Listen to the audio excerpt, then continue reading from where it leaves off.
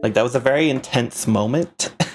And I kind of want a break. So give me one. Oh god, I'm gonna have to put the dashes, aren't I? Oh god. What happens if I just do Master Duel?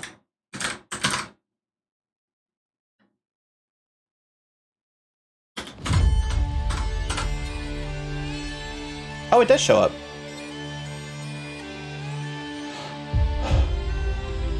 Okay.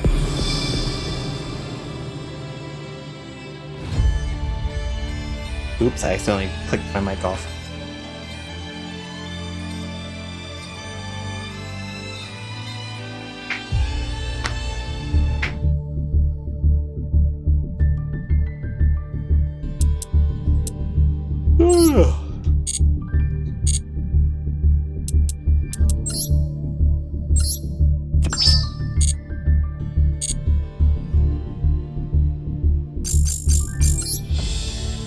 Okay, so there's been a lot since I last played. So, oh god. Of course I have to start with the longest one. This might take the whole stream, Jesus.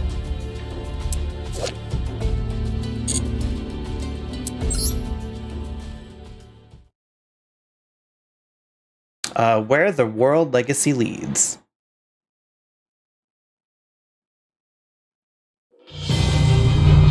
With Babel's activation, World Legacy World Wand tore through the sky and fell on Earth. Its tremendous mass pierced the Earth below. Just as its devastating aftershock was about to strike the warriors of the Crusadia, a blinding light fell upon Orum's eyes. A light even brighter than from the battle with Ibli. Imduk had used the power of the gods to call forth a gigantic barrier. As the gust of destruction blew past them, the barrier dissipated. Imduk had sacrificed his life to shield the Crusadia. Damn. And everyone just dies? With his life force depleted, Imduk falls to the ground. Damn. Aram is left speechless as he touches Imduk's fallen body. The body of his invaluable ally. A wave of guilt rushes into his mind, as it did once before. But there was no time for sorrow for either Oram or the Crusadia. The fall of the World Wand exposed the World Legacy World Arc and activated it. The fallen Imduk was then consumed by the World Arc. The power of the World Arc has over life and death was infused with the godly power of Imduk. And this combination took the form of a two-headed dragon. Oh. Guard Dragon Andrake, which then descended toward Aram. The Guard Dragons had awakened. The shattering power rippled through the planet and reshaped each world legacy into a draconic form. Oh. Damn, he doesn't even get to mourn?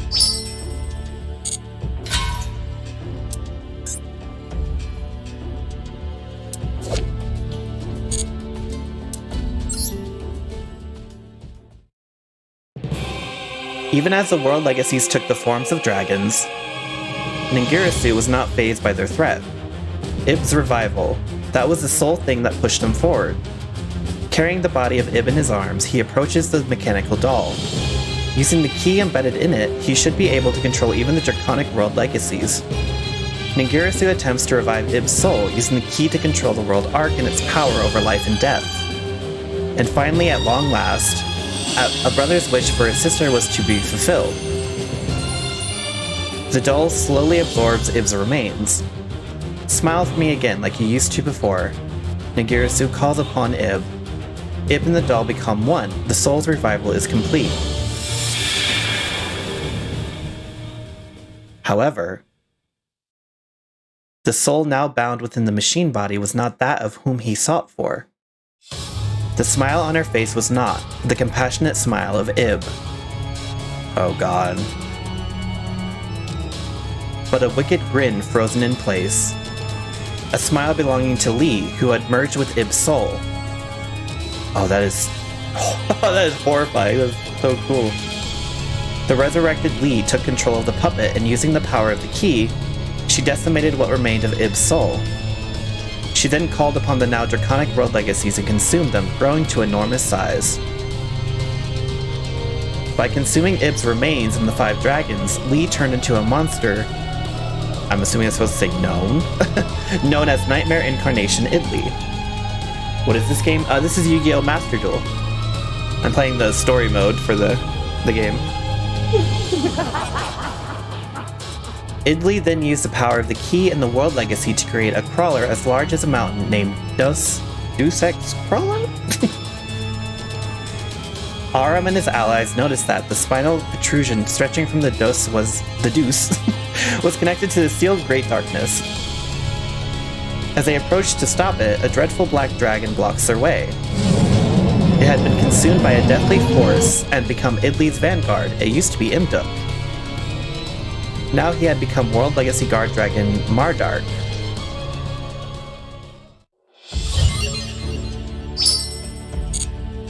Yeah, I love getting free cards. You do not... Oh. Okay. That's weird. Whoa, what is that? Oops.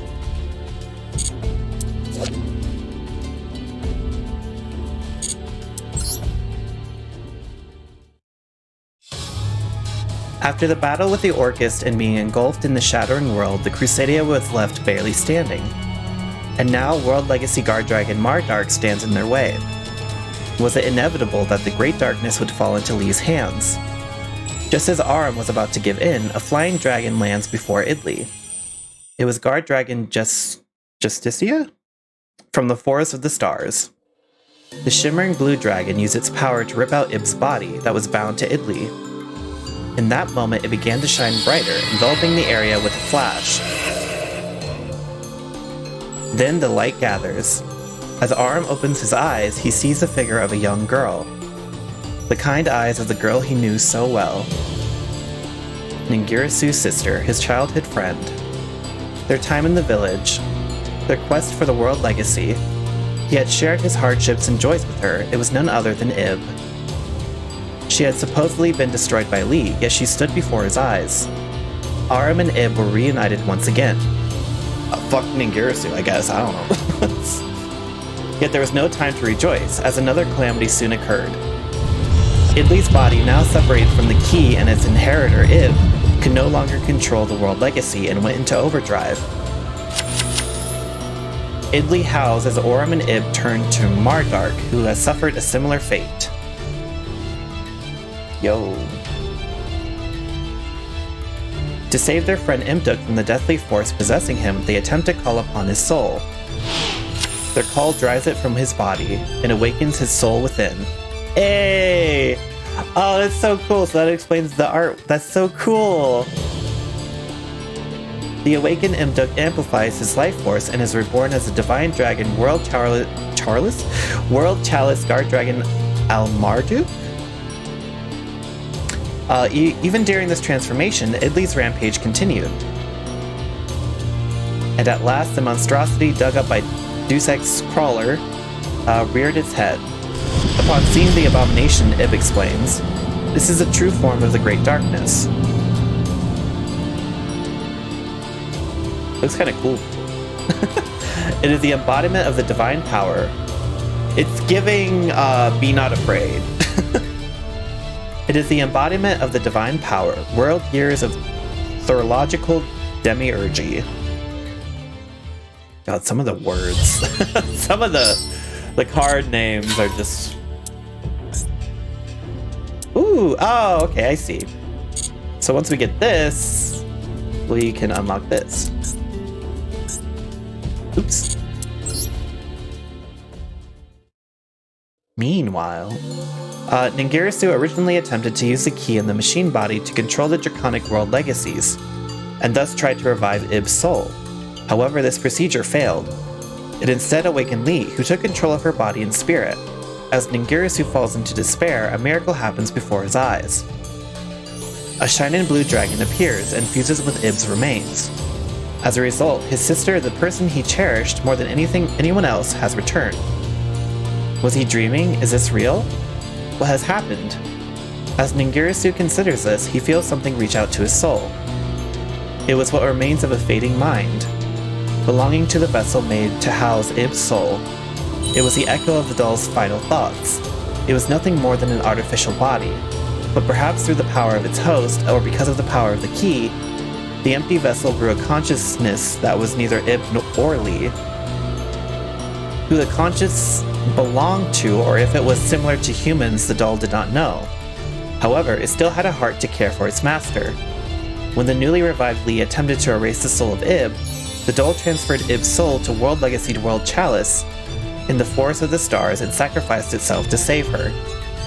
Ironically, this was the same method Lee used to deceive humankind. But Lee failed to notice, as the purity of the doll's heart was indistinguishable from Ib's. Having heard this final echo, Ningirsu clutched the sash that had belonged to Ib, the doll, and Galatea, and stood with renewed determination.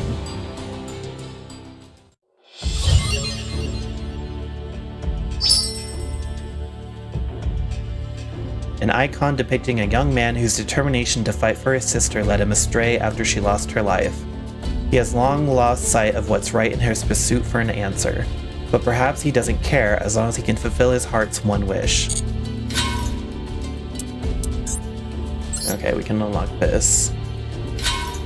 I'm gonna keep going though. These are just duels, so. Yo! With the Avermax sleeve, that's so cool. Okay, hold up, let me... Oh, actually I have a water right here, what am I doing?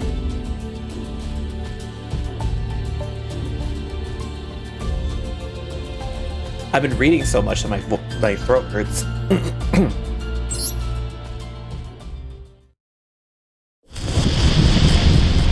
At last, the Great Darkness, the avatar of divine power, had arrived, world gears of theurgical demiurgy.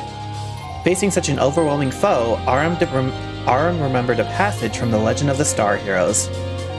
To fend off the Great Darkness, Aram informs Ib and his Crusadia allies of his plan of action. His plan was to inherit the key, which Mech Knight Blue Sky had once attempted and failed. He aims to use that power to combine the gathered world legacies into a single entity. Assisted by Ib and his allies, he begins a unification. Upon realizing Aram's plan, the desperate nightmare incarnation Idli attempts to stop him. Imduk and the Crusadia gave their all to defend Aram and Ib, however Idli's attack was tremendous. Just then, a man with a sash clenched in his fist came forth to face the challenge. It was Ningirsu. He gathered all the remaining parts from Babel and the Orcus and forged a colossal spear. With it, he strikes Idli with a ferocious blow. Whoa! Oh, that art is wild. I've never noticed that. Gathering up all his might, Ningirsu then forges his final and ultimate creation. A creation intended to protect the divine reincarnation of Ib. What? Oh, and that's why it has a spear. It was a colossus combining every Orcus and even the creator himself. Ningirsu, the Orcus of the Evening Star, had been born. Idli continued her rampage, still desperate for the divine powers. Ningirsu, now with the power of a machine god, did not hesitate while striking with his spear. Subjected to this fierce assault, Idli's body began to fall apart. And even yet, Lee's tainted spirit was obsessed with attaining godhood. With her sanity long lost, Lee used Deus Ex Crawler to forcefully bind her soul to the world legacy. In response to her tainted mind, Demiurge loses all control. The overflowing power of the gods was enough to accelerate the destruction of the planet. Aram and Ib continue the key's accession, and their allies stand to defend the two. The planet's destruction looked inevitable, but not a single soul was about to give up. Each and every one stood firm to fight against the divine power, and at last the accession was complete. With Aram having inherited the key, he wielded the power of every world legacy as a legendary world hero. Mech Knight Crusadia Avermax. Starlit hero, your sword swathed in light, may you triumph over the great darkness. Of course you have blue hair and Yo, that's sick as hell.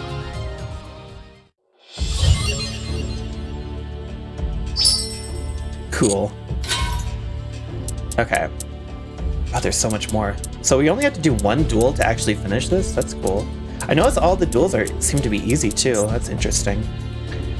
Okay, what is this card? Whoa. Once World Gears of Theurgical Demiurgy appears in the field, it will not be affected by the effects of other monsters, and depending on the combination of link materials, all cards in the field may be destroyed. Deal with the opponent's monsters meticulously so that World Gears of Theurgical Demiurgy will not be summoned. If you notice that many of the monsters you are dealing with are ones you have fought before, you will surely be able to use your experience from previous battles. It's been years. I don't fucking remember. If a World Gears of Theurgical Demiurgy is called forth, Mech Knight Crusadia Avermax will be the key to victory. Face the mighty power of your opponents without giving up. So what is it? Oh, we have to face... Ooh.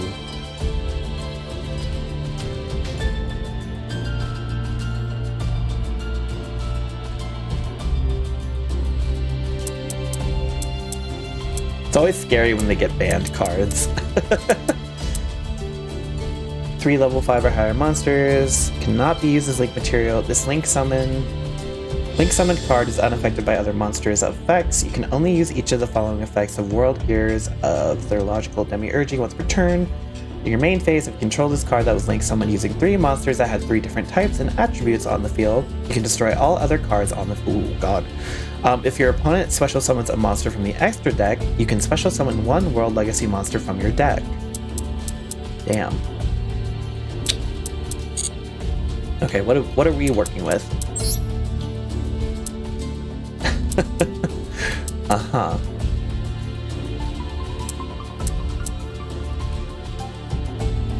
By attributing the above cards you control, in which case you do not use polymerization. This card can attack all monsters your opponent controls once each. When an attack is declared involving this card and an opponent's link monster, you can banish 1 link monster with the same link rating as that monster from your field or graveyard, destroy that opponent's monster, and if you do, inflict damage to your opponent equal to its original attack. Oh my god, Mangirisu! The gang's all here!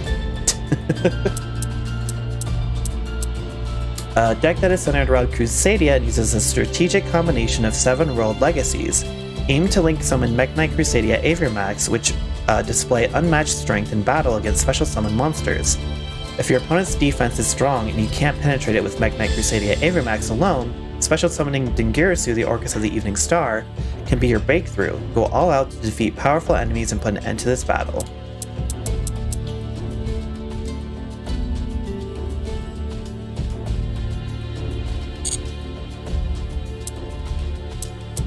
Okay, I guess let's see how it goes. I don't know. I'm a little nervous. Oh, whoa.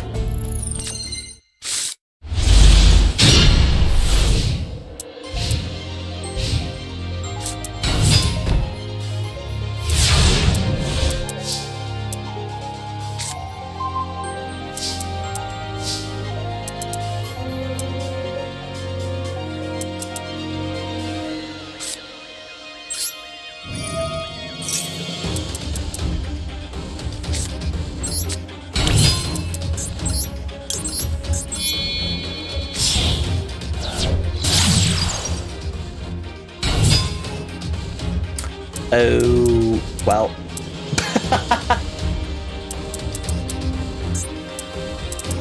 Fail step 1. Oh. Oh well.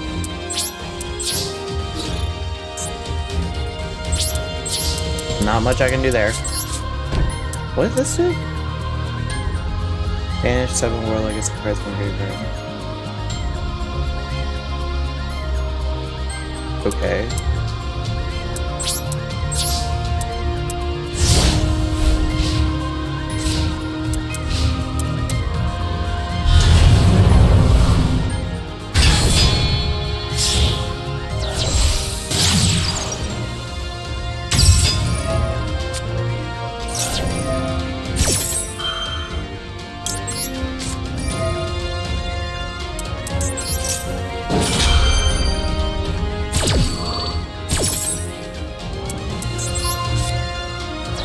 Like, I have no idea what this deck does, so I'm just, like, guessing.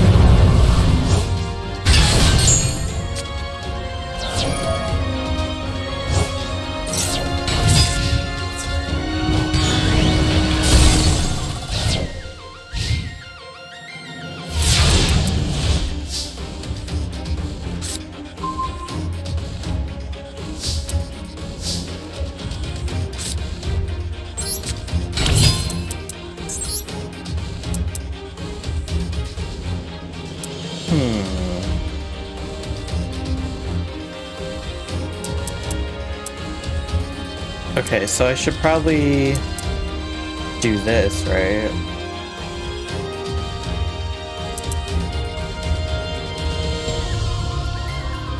One Crusadia and one Crusadia, so either one of these would be fine.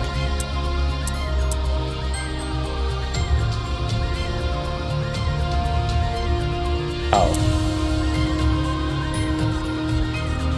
Never mind.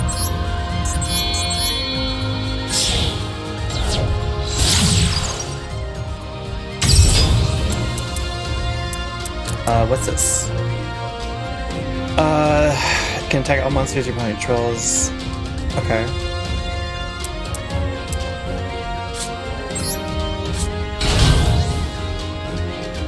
Yes.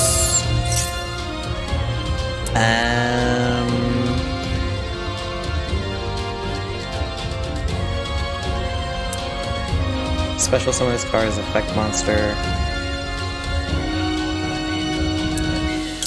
I don't know. What's this? No.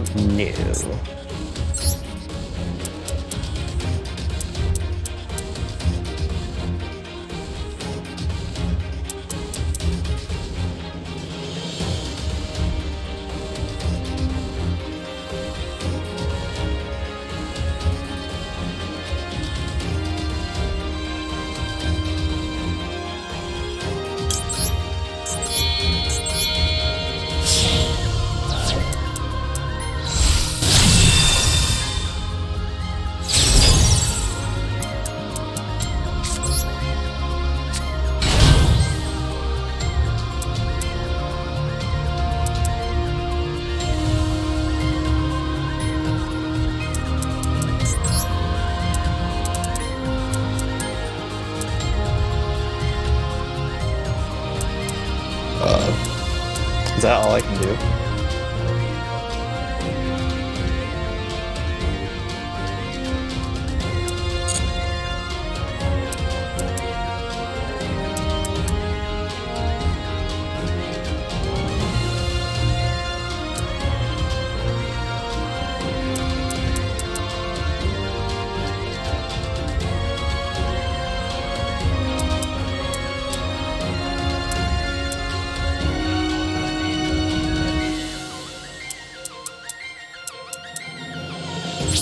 I guess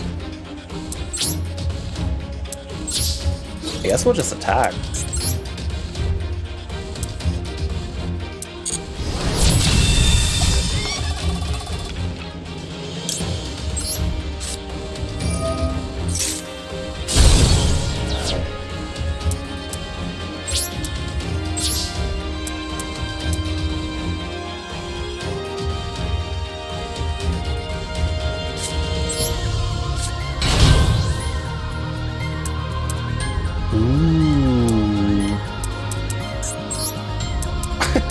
Sorry.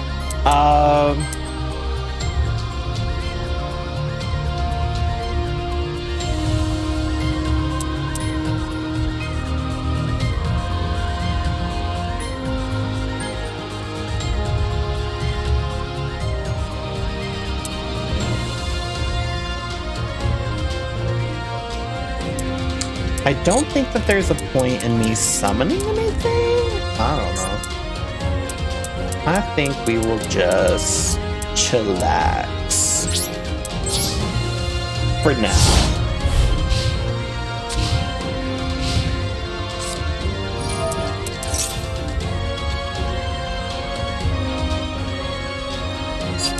What does this do?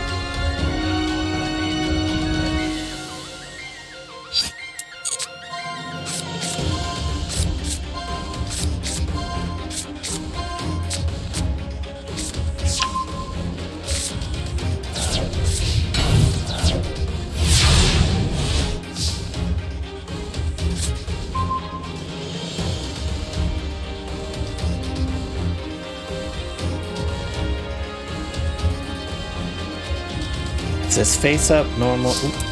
Sorry, I was doing that. This face-up normal summon set card leaves the field. You can special summon 2 World Chalice monsters from your deck, except World Legacy World Chalice.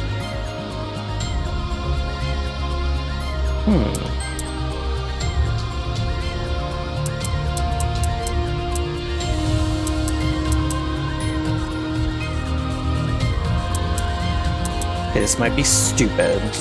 I apologize if it is. I only have to tribute 1? Okay.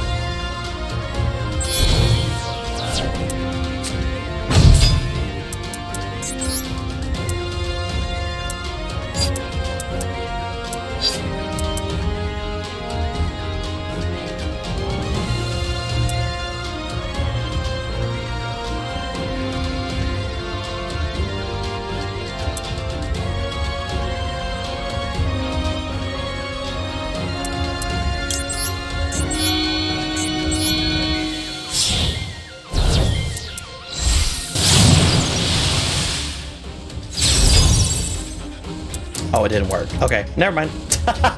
I thought it would work. My bad.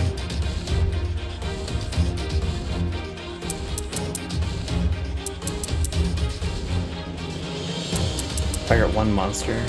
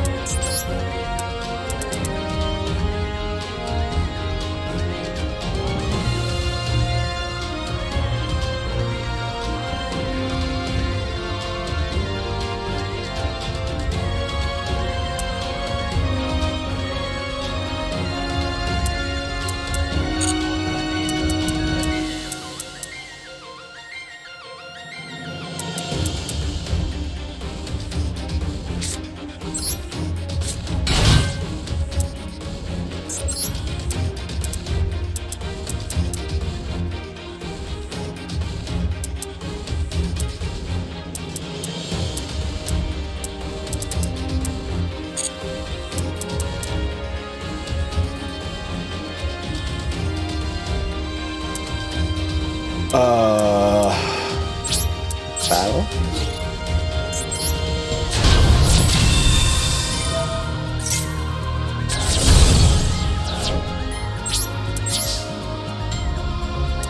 I have no idea what to do. Like, genuinely.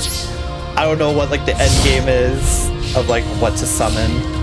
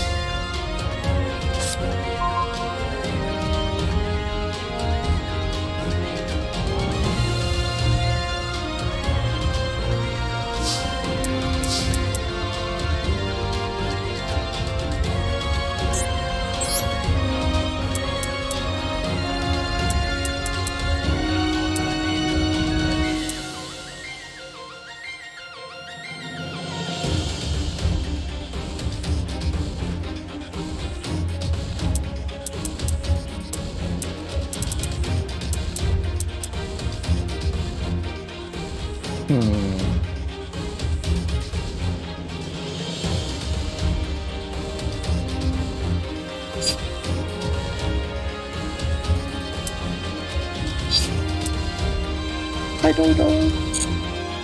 It's so confusing.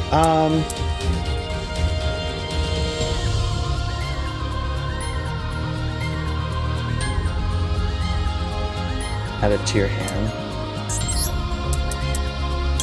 Like, bruh, I have no fucking clue.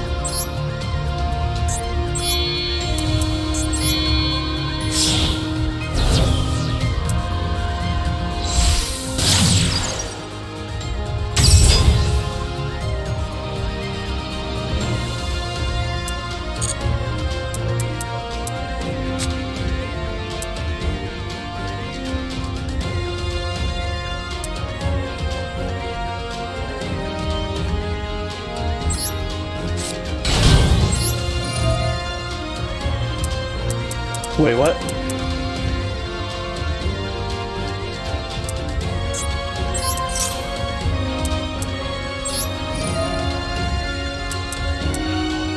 There's one that... Yes, this one.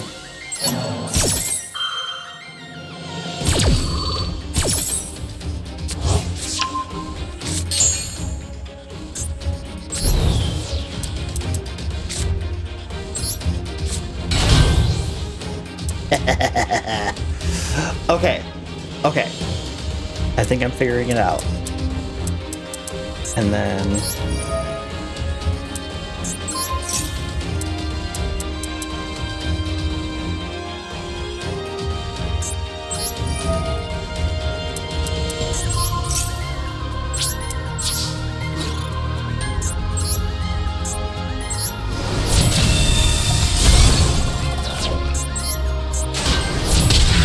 Hey, I did it! That was so overcomplicated because of me.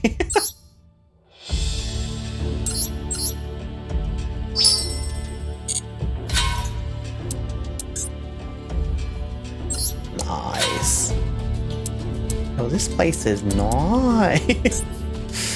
Okay, so what's this?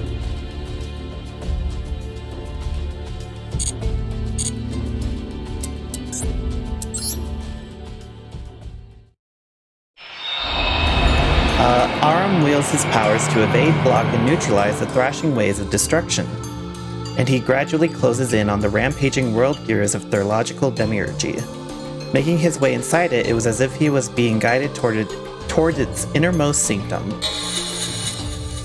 In the sanctum awaited Lee, but not in her fairy form. Instead, she had the form of a human.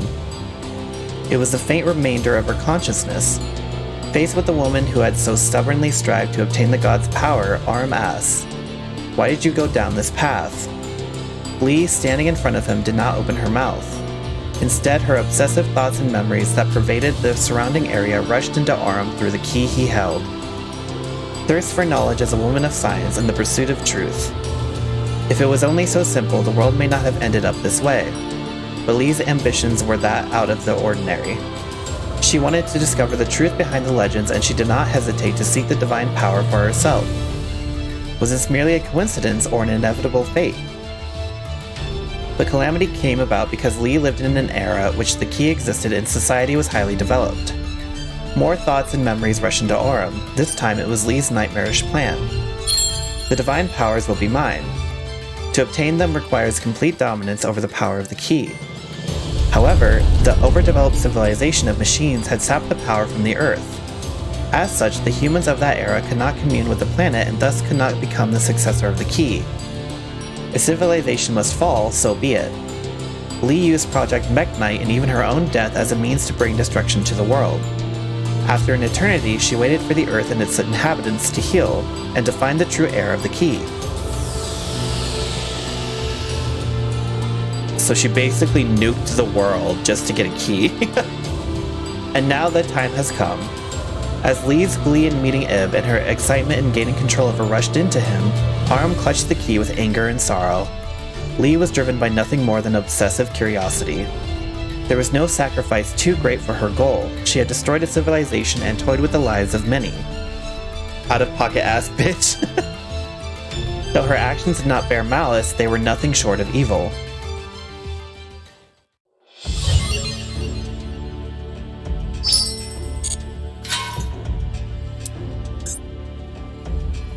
Oh shit. I like that it shows you the cards that are mentioned. That's really cool. Wait! Oh, I love that card! I tried to make a deck around it because I thought it was a really cool card. I think I actually have that card. I still want to do it. The Crusadia, World Legacy, and Ib. Countless times she hid her true intentions and ultimately she attained divine power. World fears of their logical demiurgy, the primordial form of all gods. A vessel allowing divine deeds in accordance with the will of its controller, the program of transformation. Those who had become gods before eventually lost control of the power of destruction and were decimated, leaving only the key. To avoid that fate herself, Lee laid out her plans carefully. She integrated the crawler and its hive mind to achieve complete control over the divine powers. Or so it was intended. In the face of Ib and Imduk's will to sacrifice their own lives. Oh. Sorry, seeing them dead again. The miracle achieved by the machine doll, and Ningirasu's determination, Aram became the successor, overcoming sorrow and uniting people along his journey. Lee still could not comprehend how her plan had been foiled by the combination of their willpower. As the remnants of Lee's mind vanished, a source of enormous power remained unclaimed. Aram, as a successor, needed to make a choice. The demiurgy, corrupted by Lee's evil, has already rampaged across the planet and reduced it to rubble. The power of destruction once sealed by the gods grows yet stronger. The power of creation that served as the planet's core was mostly extinguished. Memories of his journey come back to him, the memories of his loyal friends and allies. What is it he must do as a successor of the key? After a moment that seemed like an eternity, Aram makes his decision. As if in response to his will, the power of the key was released. Aram and Demiurgy turned into a ray of light and merged into a single entity. Whoa. I had no idea this was related to them. It makes sense though, considering its effect. Amidst the dying world, a new god was born. Here was Evita, rebuilder of worlds. Aram, now wielding unprecedented power equal to the gods, slowly raised his key and gave a command. The decision he made was, bring back all those lives lost amidst the war over the world legacy. And by raising me to godhood, allow me to end the reign of the gods and prevent conflict over divine power from happening ever again. Worlds! These seemingly conflicting commands were the result of his wishes. Perhaps this was blasphemy, a choice no human had a right to make. But this is what Aram chose, and so Evita, rebuilder of worlds, started the program. The crumbling earth turned into particles of light and gathered before Evita, rebuilder of worlds. All was engulfed in blinding light.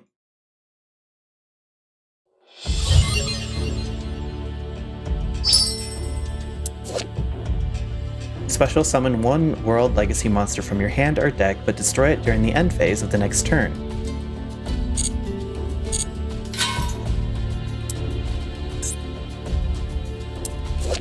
Ooh. You can only control one The World Legacy. Each time a face-up level 5 or higher monster is sent from the field to the graveyard, place one counter on this card for each sent card, max 7. You can send this card with 7 counters to the graveyard, special summon one Cyberse Link monster from your extra deck. Wow, okay. This finally is coming to a conclusion. Countless time has passed since that battle. The war over the World Legacy. At its climax, Aram wished for the revival of the planet and the lives lost. He then disappeared without a trace. The planet was once destined to be destroyed by the destructive divine power. However, the battle scars of the war had vanished like an illusion. Lush green nature fills the land, and life blossomed as it always used to. In a world without Aram, one final gift was left for Ib. The key that controls the fate of the planet, the sword with the power of the World Legacy. The World Legacy World Key. Ib, with a sword from Aram in hand, set out on a journey to remember the planet that her beloved brother protected. Imduk accompanies Ib, and Ningirsu watches over them from afar. Born anew as a protector of Ib and the planet, he is tasked with ensuring Aram's wish is realized. Aww. Why he's serving kind of cunt right now? Like he's really cunty. Accompanying him as he supports Ib from the shadows in the now peaceful world is the fairy Galatea. Under the glistening starlight, Ib takes a sword in her hand and it shines faintly. She and Imduk follow the ray of light toward the sky. Where does the world go from here? Hope is abundant once more. Ib carries on, forth guided by the world legacy to what lies beyond. Well, at least it had a happy ending. Wow, give me 3 of that? That's nice. You found a new card pack? Hey, yo. Do I get a free opening? No! Bitch.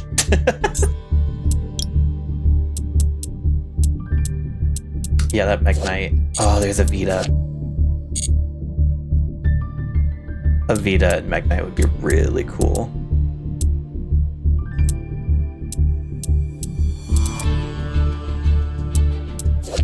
Cannot be normal summoned or set. Must be special summoned from your hand by there being at least 8 or more Link monsters with different names on the field and or in the graveyards.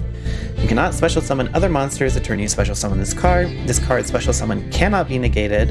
As this card is special summoned, shuffle all other monsters that are banished on the field and in the graveyards into the decks.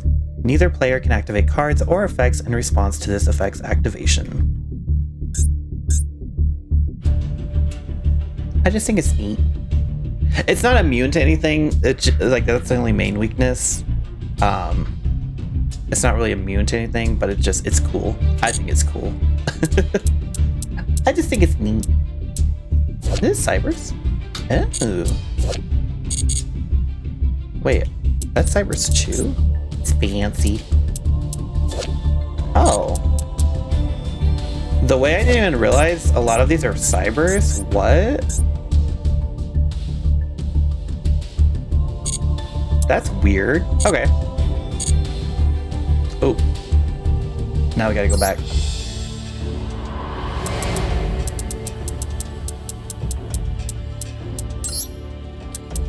I love how it seems like it's gonna take like a really long time to do these. But it's like most of this is just genuine story stuff. Okay. All Guard Dragon monsters are Dragon type, and many of them have effects that special summon monsters. In particular, you can use Guard Dragon Garmedes and Guard Dragon Promenesis, which have the effect of special summoning themselves to aim for consecutive Link summons. Furthermore, if you can successfully special summon Guard Dragon and Drake, you will be in an even more advantageous situation. If special summoned from the hand or deck, this monster can double its original attack for 2 turns, and if special summoned from the graveyard or while banished, it can destroy a monster on the opponent's field. So like, I'm playing Guard Dragons? Oh. I feel so stupid for summoning her. I really thought I was doing something. I did not realize that that was not the point. From your hand or field to the graveyard and get the activation. Your linked monster. Well, we're gonna figure it out as we go, I guess.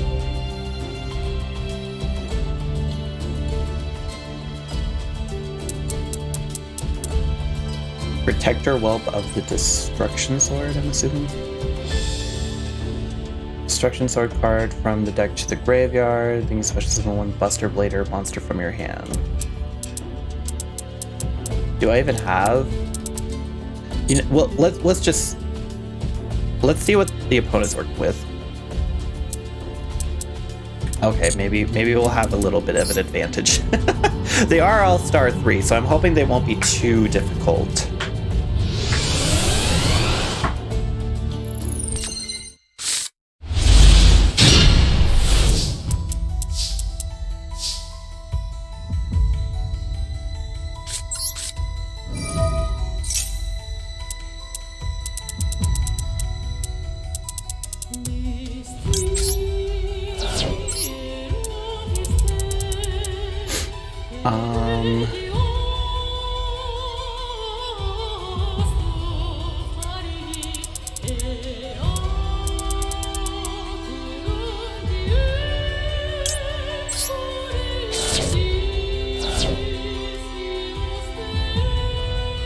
Oh, sure, yeah, so crazy, so stupid.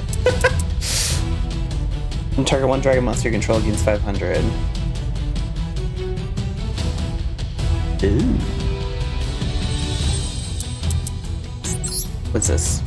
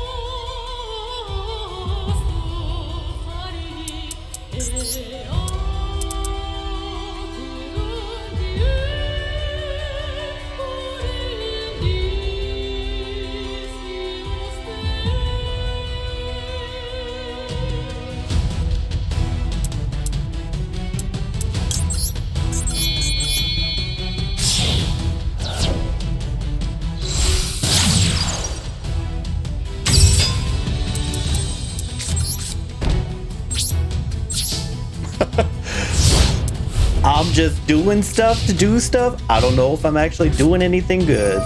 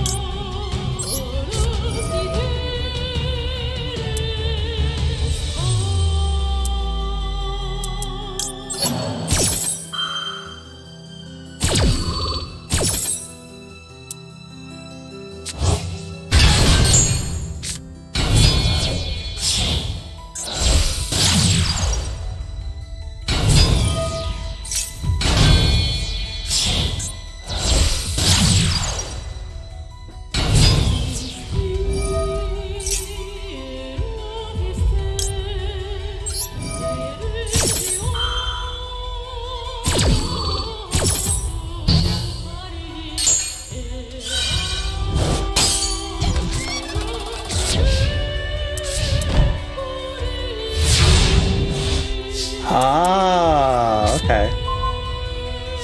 Didn't know it did it like that. Oh, what's in here?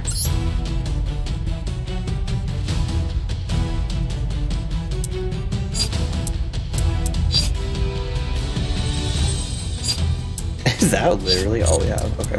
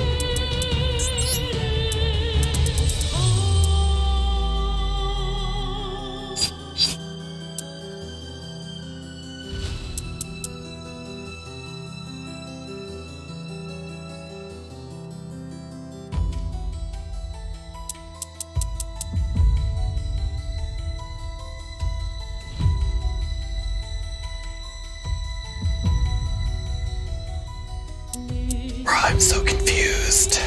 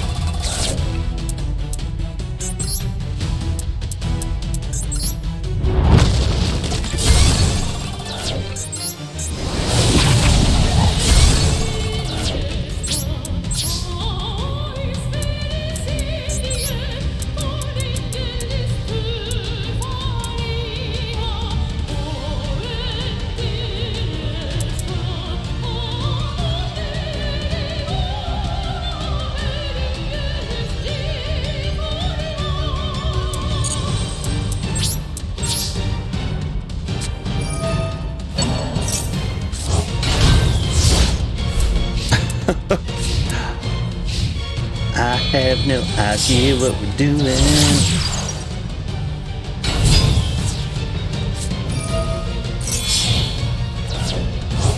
Uh-oh.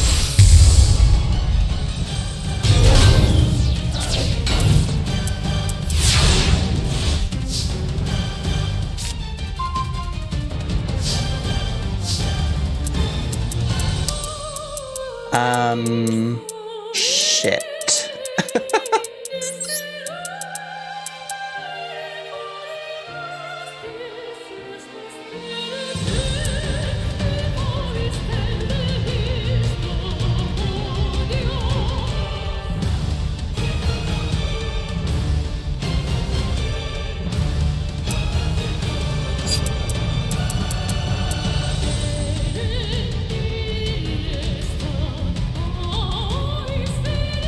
Oh god.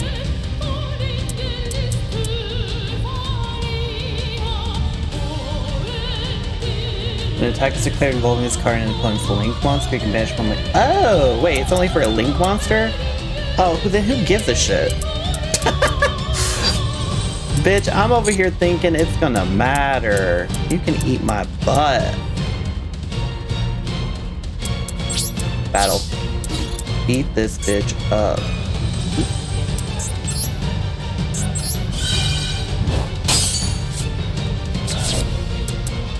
Okay, so you're gonna be a bitch, is what you're saying.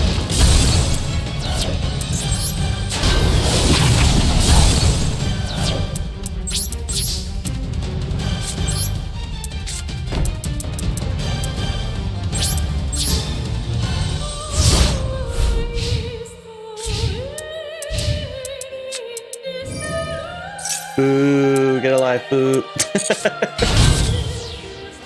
Boo. Kill them. Kill them all, jeez. Cancel. I want to see something.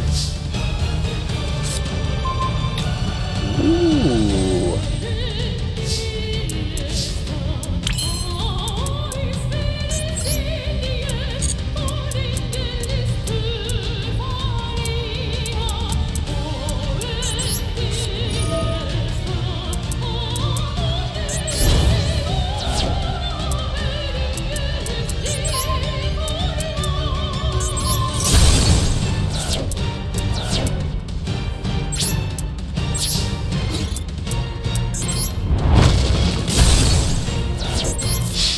Goodbye.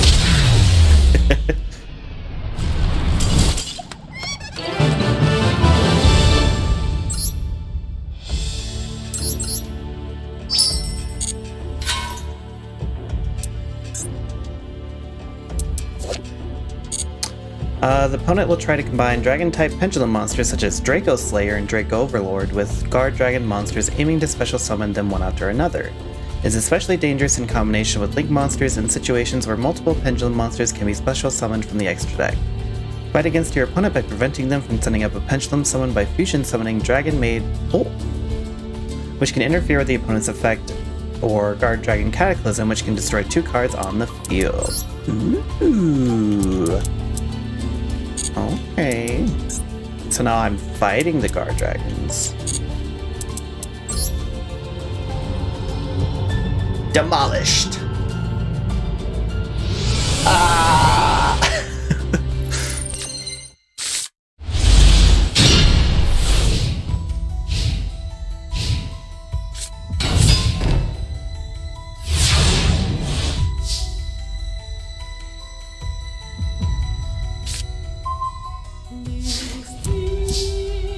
Okay, what can I do?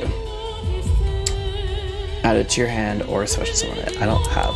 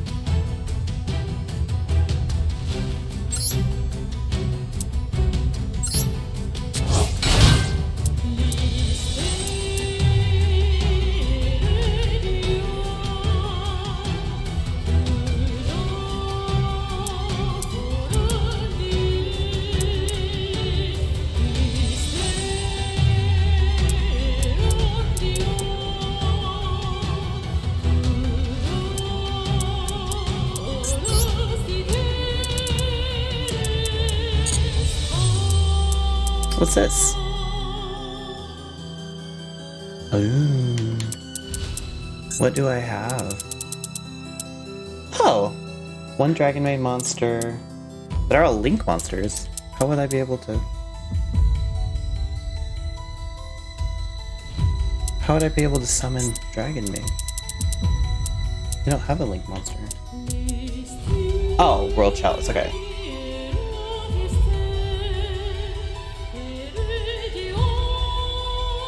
Can they be used in the graveyard? Oh, they can't. Okay.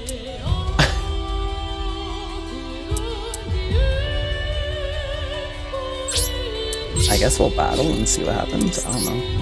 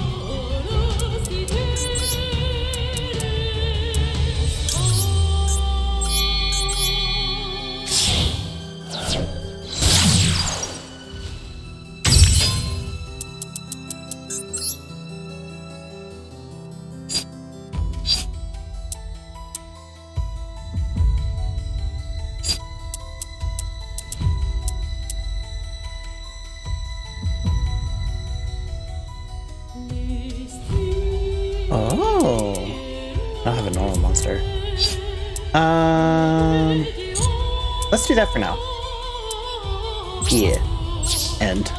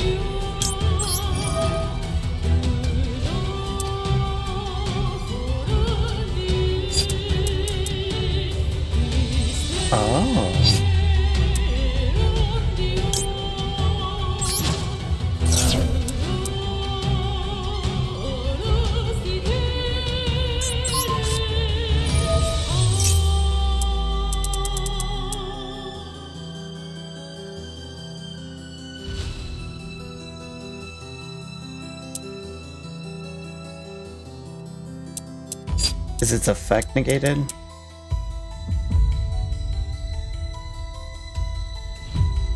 Oh, it's not. Oh, okay, wait, that makes a difference. Hold on.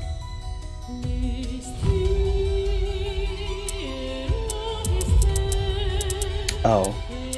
Never mind. Oh, wait, oh, it keeps going. Just kidding, okay.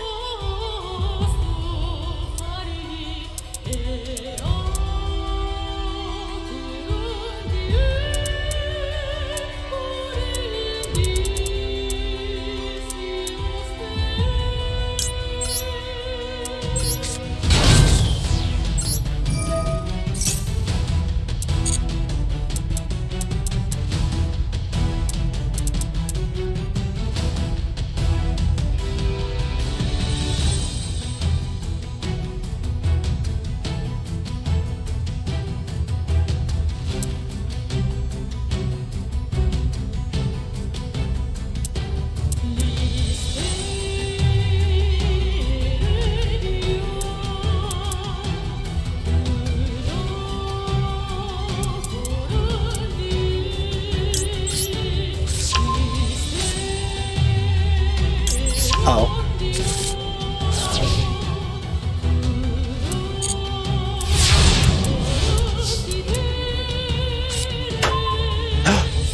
Jeez, scared the shit out of me.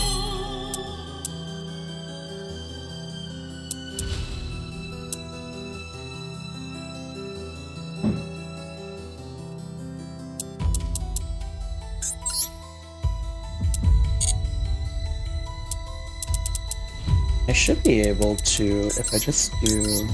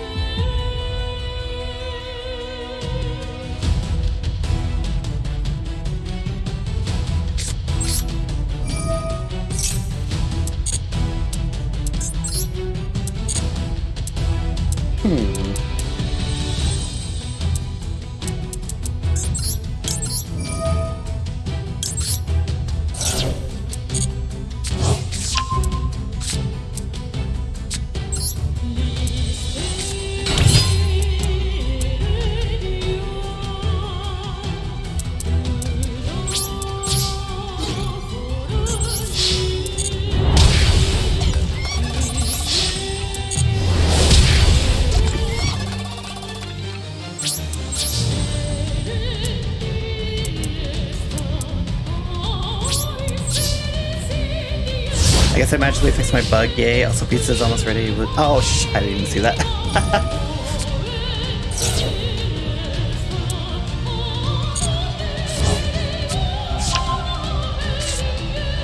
Ooh, you suck.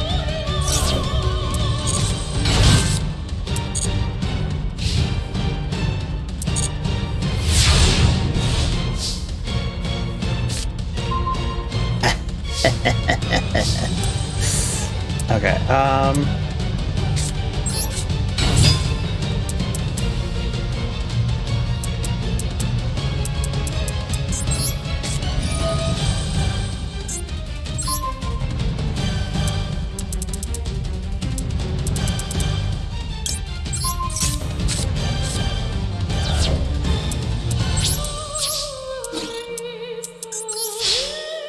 woohoo! Yeah.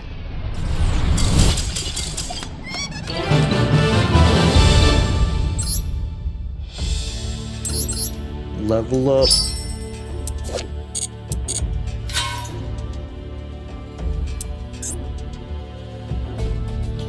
The opponent will utilize Red Eyes cards and persistently special summon monsters with high attack while combining damage from effects whenever the opportunity arises to attack regressively. You can take heavy damage if you are not careful, so combine the effects of Rocket and Guard Dragon monsters and their respective effects to call out powerful Link monsters and settle the game early.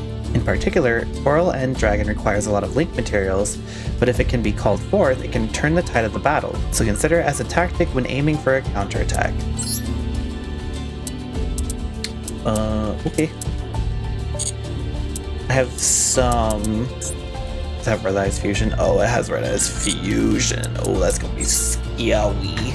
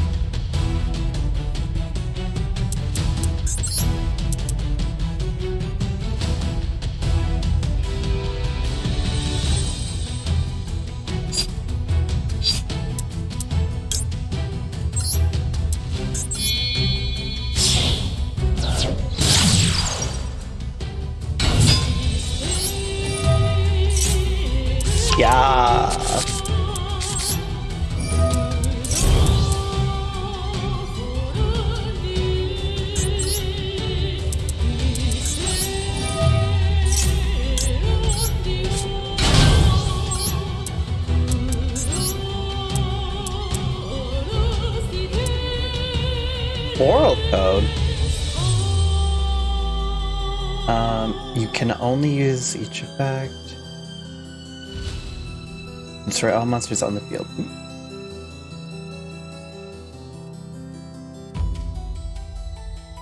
Banish this card from your graveyard. Banish one dark monster with 3,000 or more attack from the field, and if you do, special summon one topologic monster. Oh god.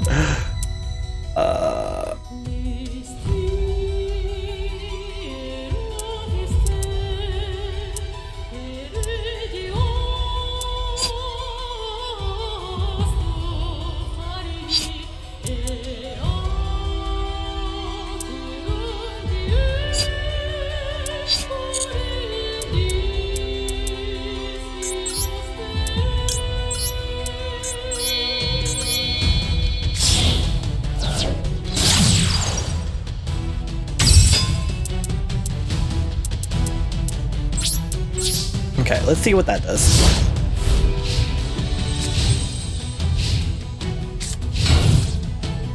Ooh.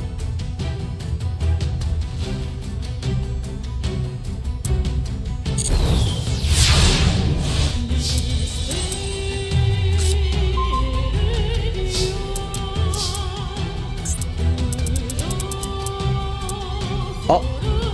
Oh.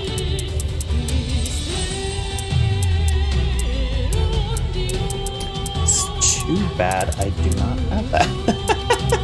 Or have anything to summon that, because that would be really sick.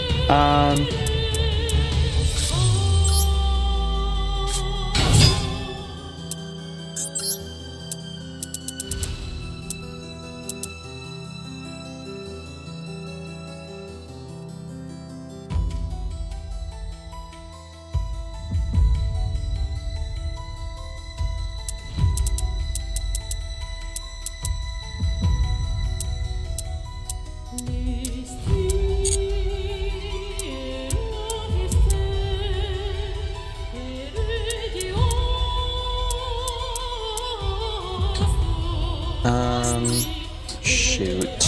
I don't know.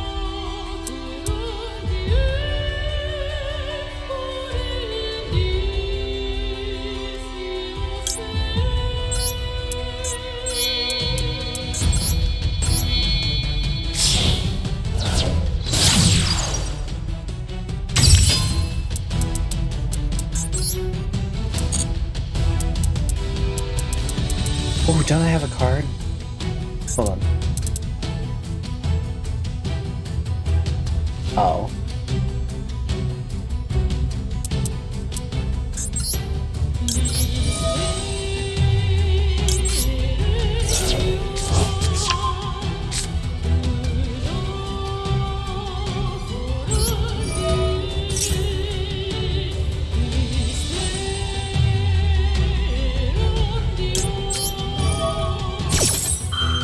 Yo?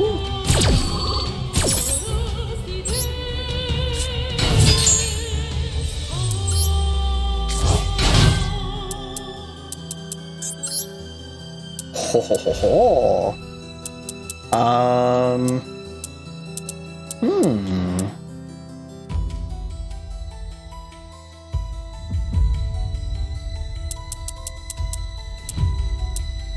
Yo, Boral End.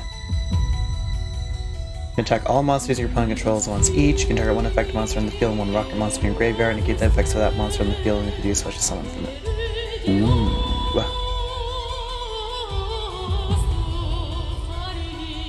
Can I actually summon this? Hold on.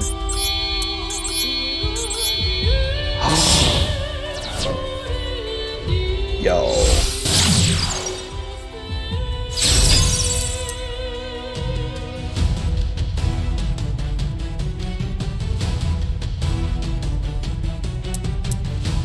Do I have another rocket in here that I can... Not really.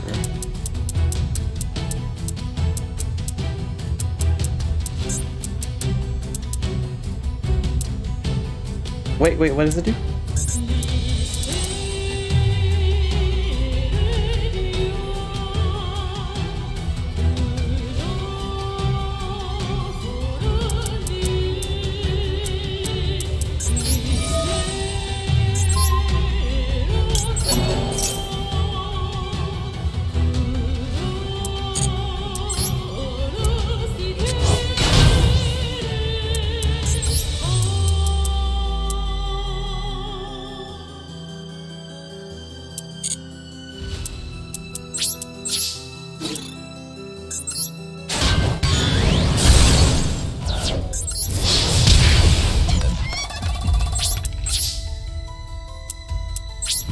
Neat.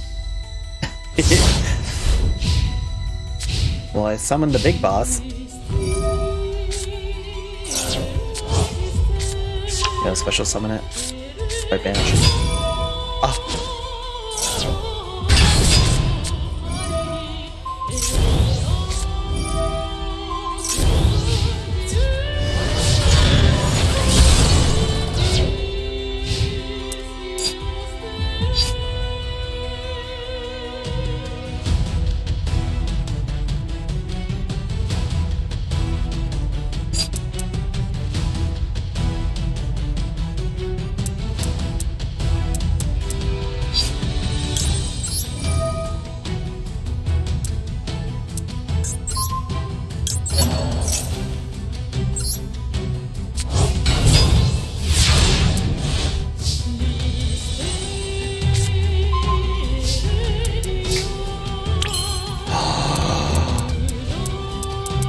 Yo, that's gonna be sick.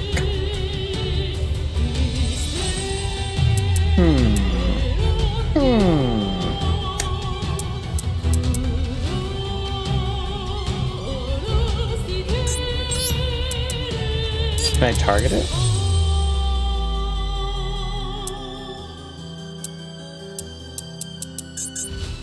Oops.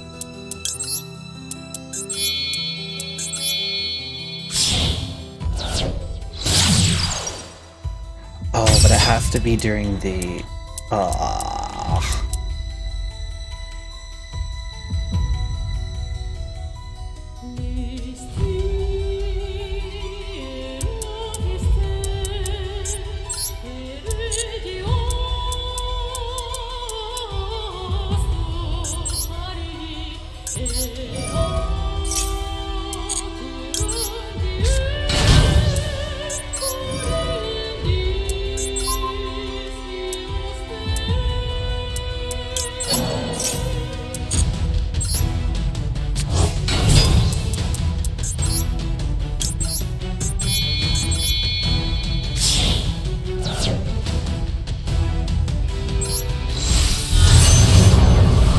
Donna.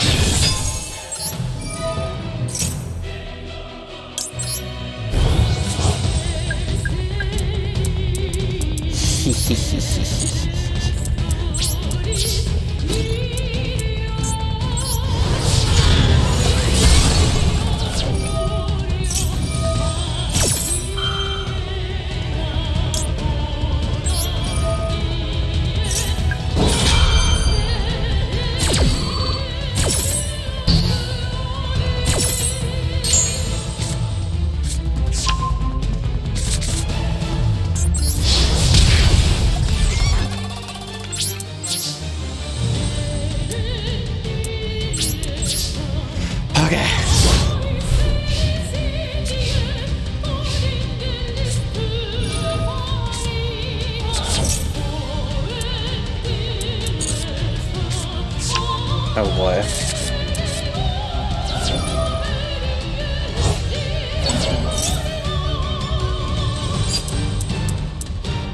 Excuse.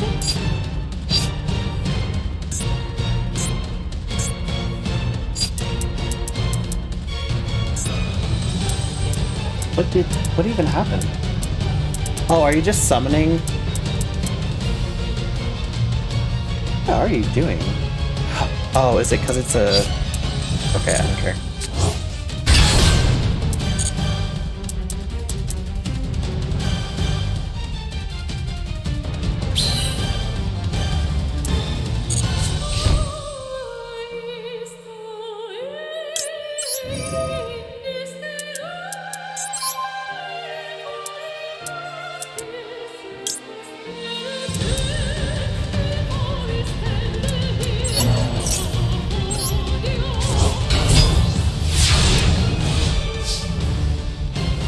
Oh, it has to be in the extra monster zone? Oh. That would probably help, huh?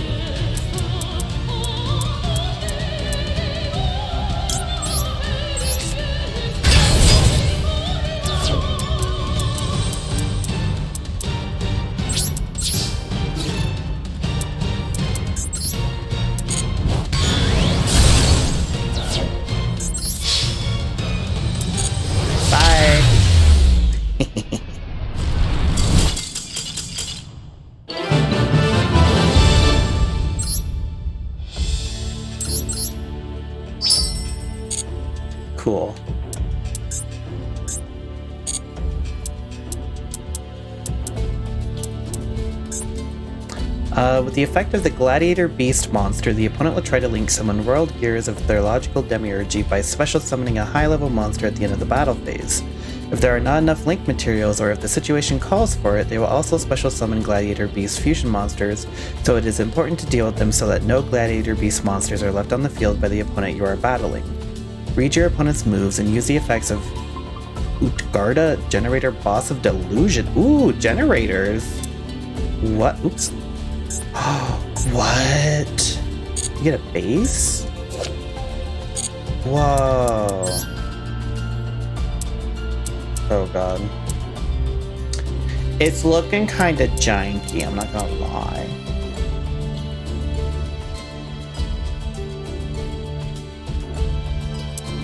Okay.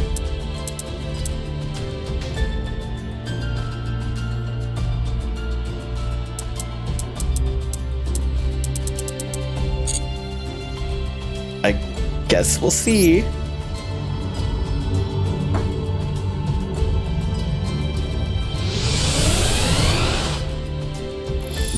Also, I accidentally spent like 3.5 hours with Ace Attorney, so I might spend 3.5 hours with this one just because. What is this? If a generator effect monster is destroyed. Oh.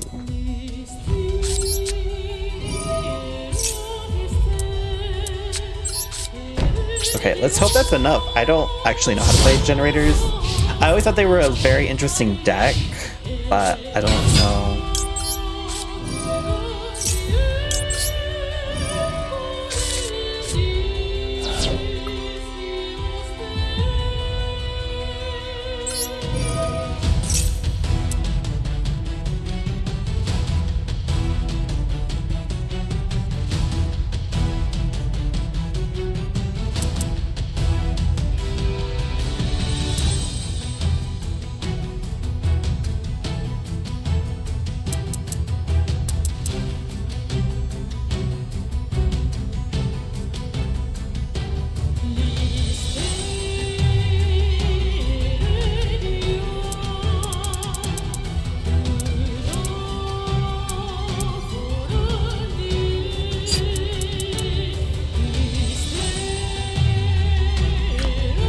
Oh. Okay, hold on.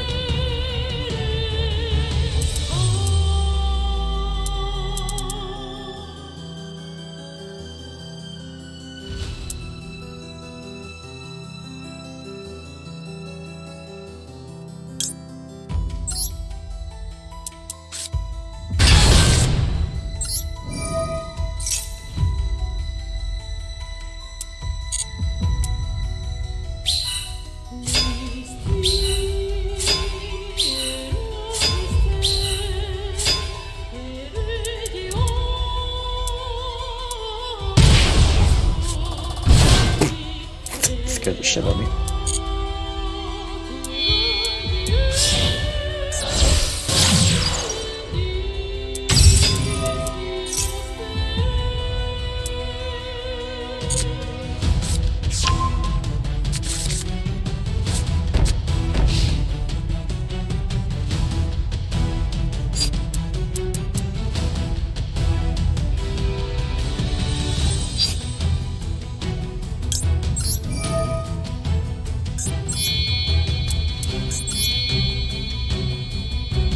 What am I doing?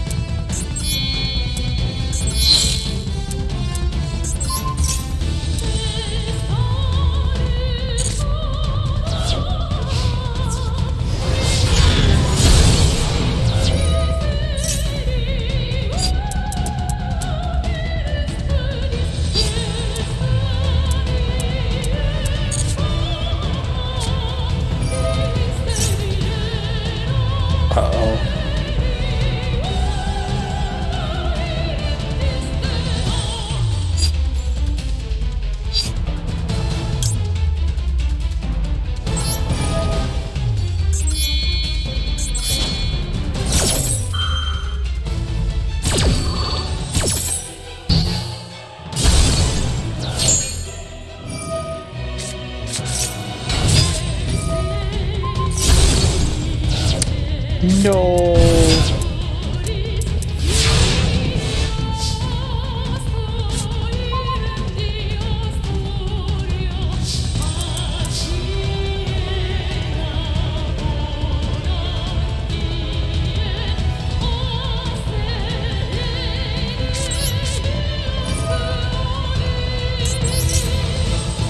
What's this one?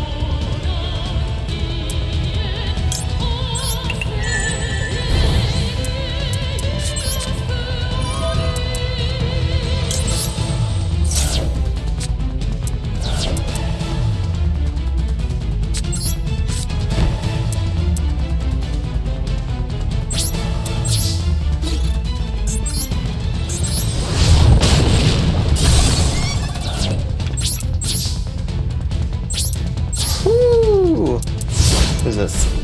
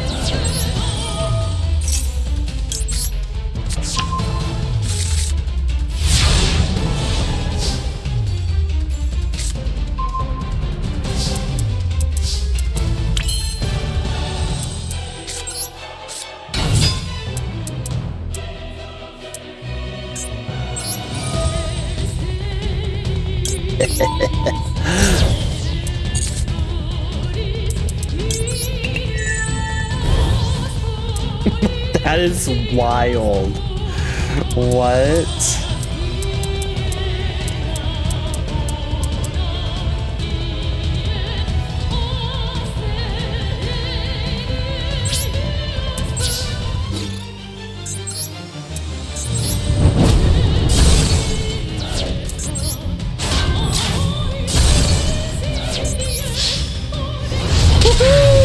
That is so cool.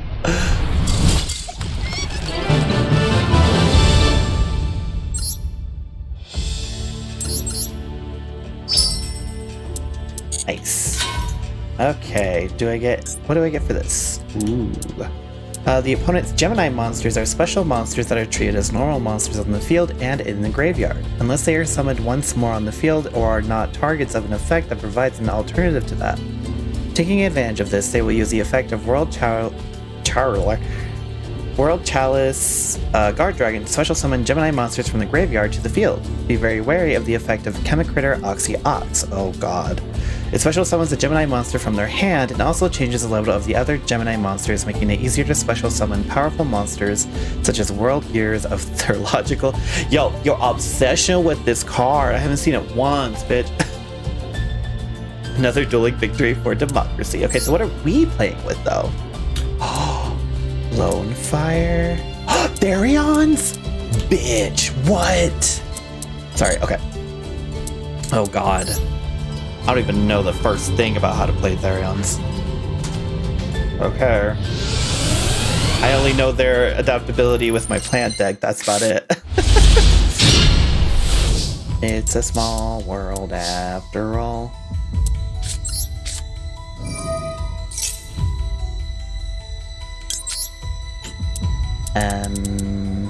Yes. I think we want this. Earth Machine.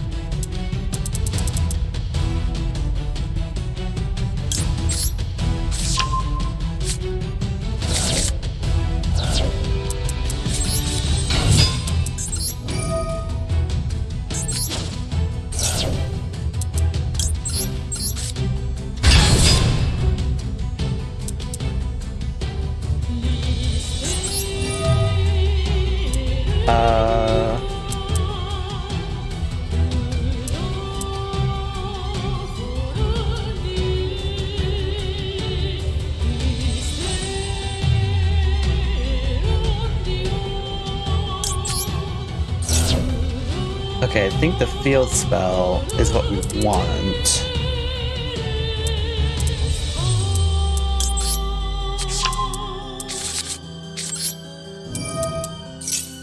Yes.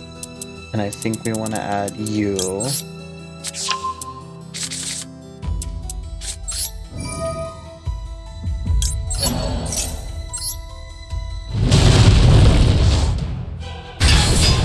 Just making assumptions here, I don't actually know.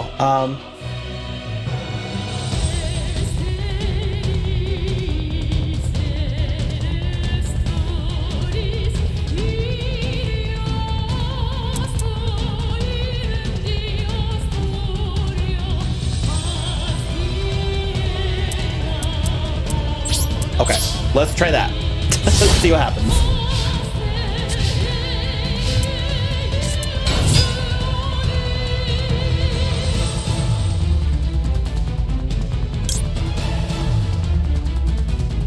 Which one?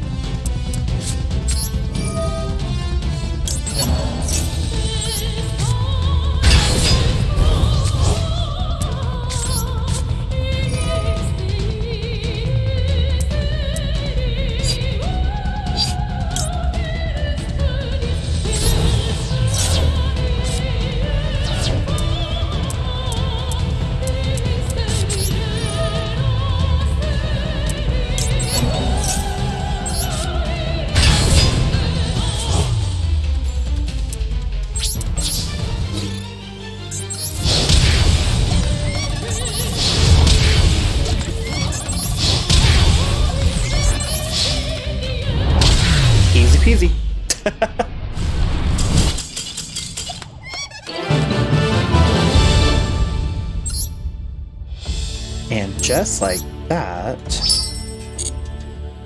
I believe we are done. We're not fully done, of course, but I'll probably do that on my own time. I just want to do story stuff first. But what's next? Oh, Subterror! Oh my god! One of my favorite decks. Okay.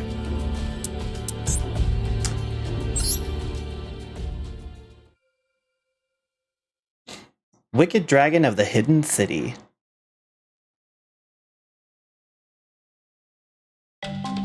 Subterror! The Hidden City, a subterranean world in a capital city where many intellectual races cohabitate. There's no sun nor sky here, yet there is an abundance of nature. The grace of nature cannot be taken for granted as it is an important part of life for the inhabitants. For example, the moss that covers the walls of the large caves glow at regular intervals, illuminating the darkness. This light emulates day and night time, just like the sun that gives plants and animals the power to live. No one knows the origin of this world and how this world became to be what it is. This metropolis is a culmination of nature's bounty and the will of various species to coexist with one another. In this underground world where many call home, there are beings feared as calamities from ancient times. Living legends that stand at the top of all life in the underground. The wicked 8 dragons called the Subterror Behemoths. To the inhabitants of the subterrane, surviving and effectively hiding from these so-called calamities was a higher priority than finding food to eat. As long as these calamities exist, finding a safe haven is a difficult undertaking. Yeah, you're damn right, it's difficult to live. I'm gonna go ahead and actually take a break so I can eat, and I'll be right back.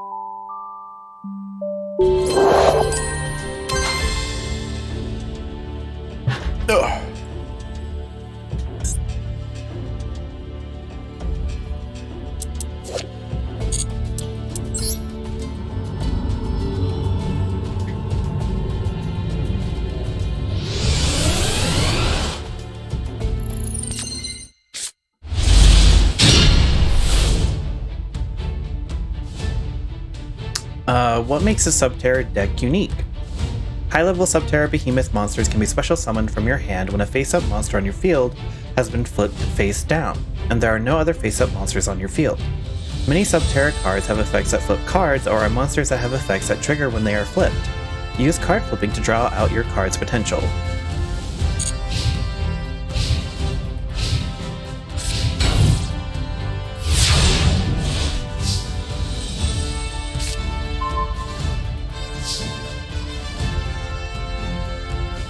Special summon Subterra Behemoth Umastrix and win the duel during this turn. The Hidden City. This effect will allow you to add Subterra Nemesis Warrior to your hand from your deck.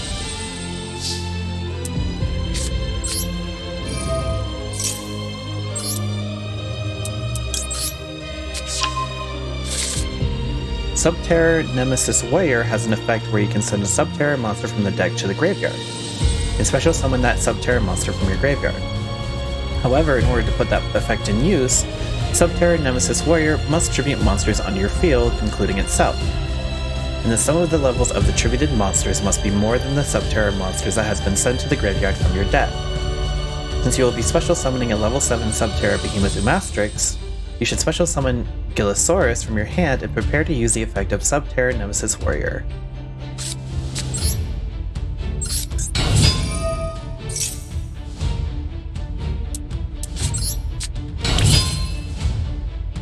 Activate the effect of Subterra. Yeah.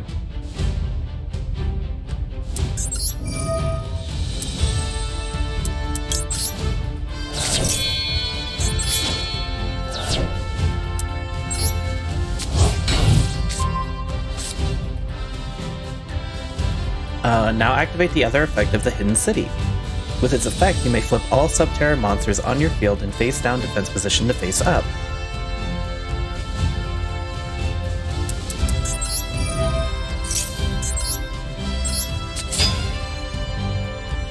You can activate the effect of Subterra Behemoth Umastrix that banishes one monster in your opponent's field. And also trigger the effect of Subterra Nemesis Warrior, which will special summon itself from the graveyard.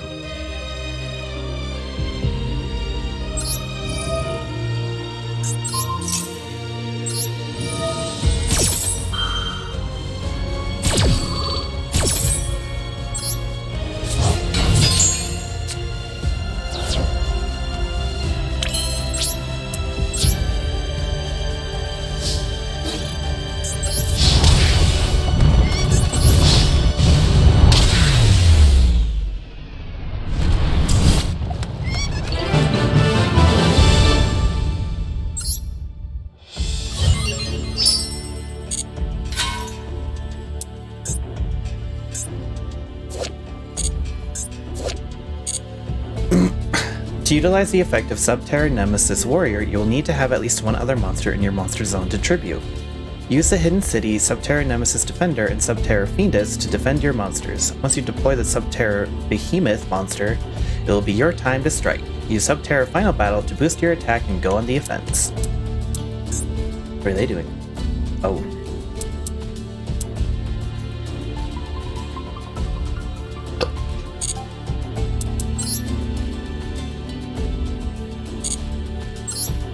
Oops.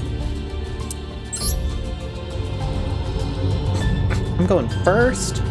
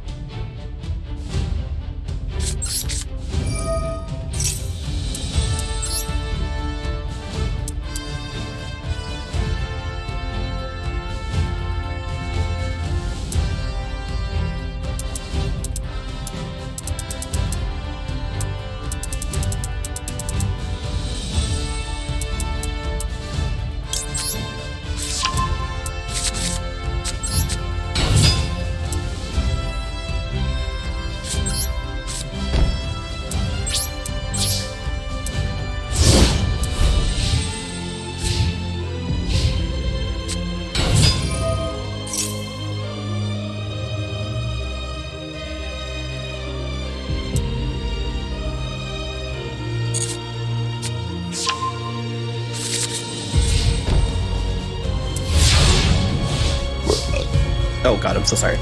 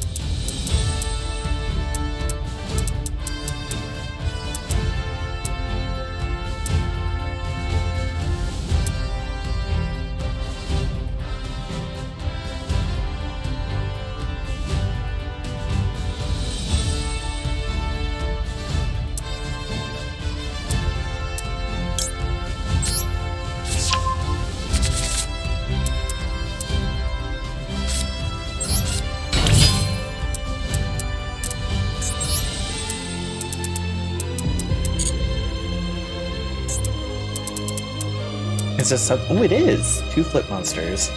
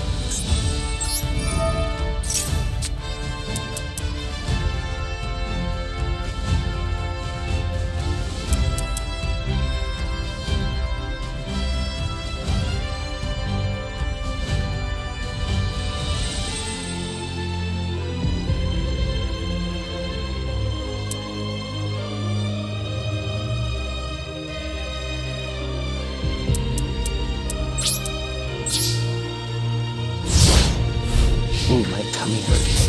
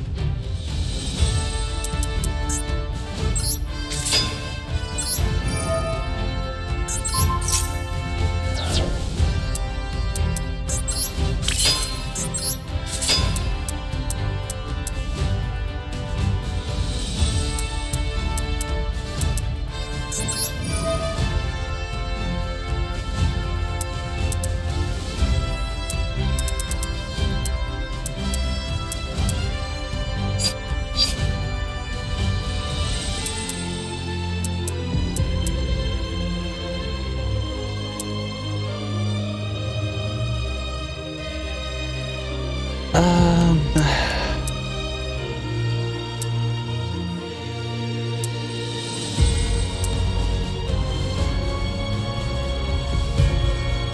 Ooh.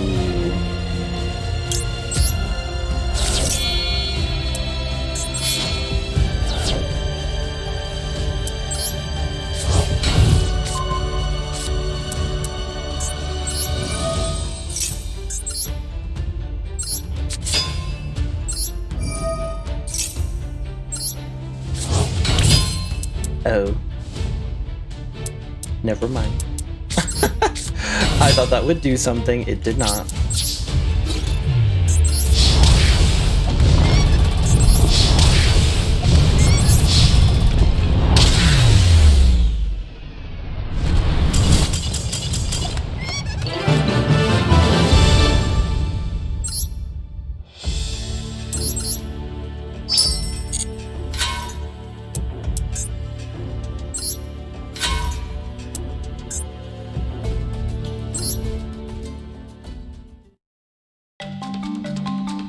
The Subterra behemoths terrorize those who live in the subterranean world. Many tales of these beasts have been told amongst the tribes that live there. Caves reinforced with hard bedrock can be found throughout the subterranean world. Much of it is natural terrain, but parts of it have been bored by those who live in this world. The feared being for those pioneers hides in places like rock faces and cliffs, the Subterra behemoth Stalagmo. Its body looks like it's made out of stone, and black mucus flows out from areas that appear to be its joints. Once that liquid gets a hold of your body, there's no way to evade its attack.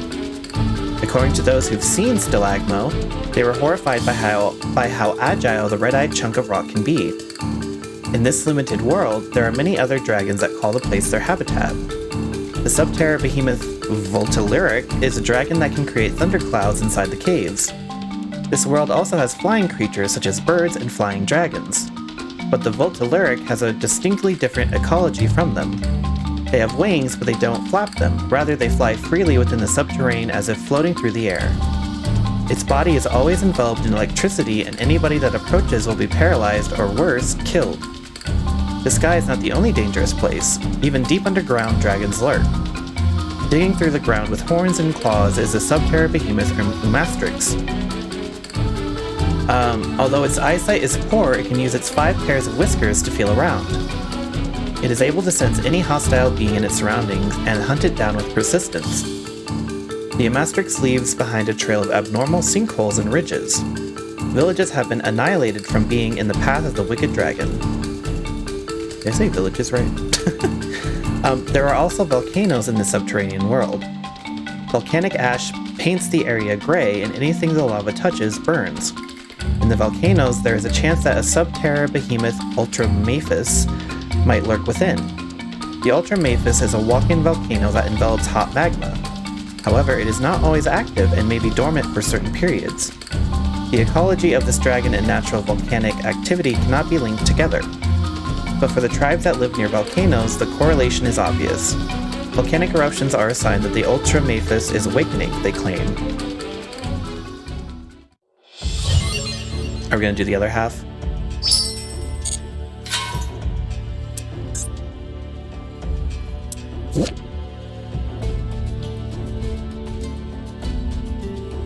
Monsters that you control are flipped to face up while this card is visible in the field, gain 1500 attack defense.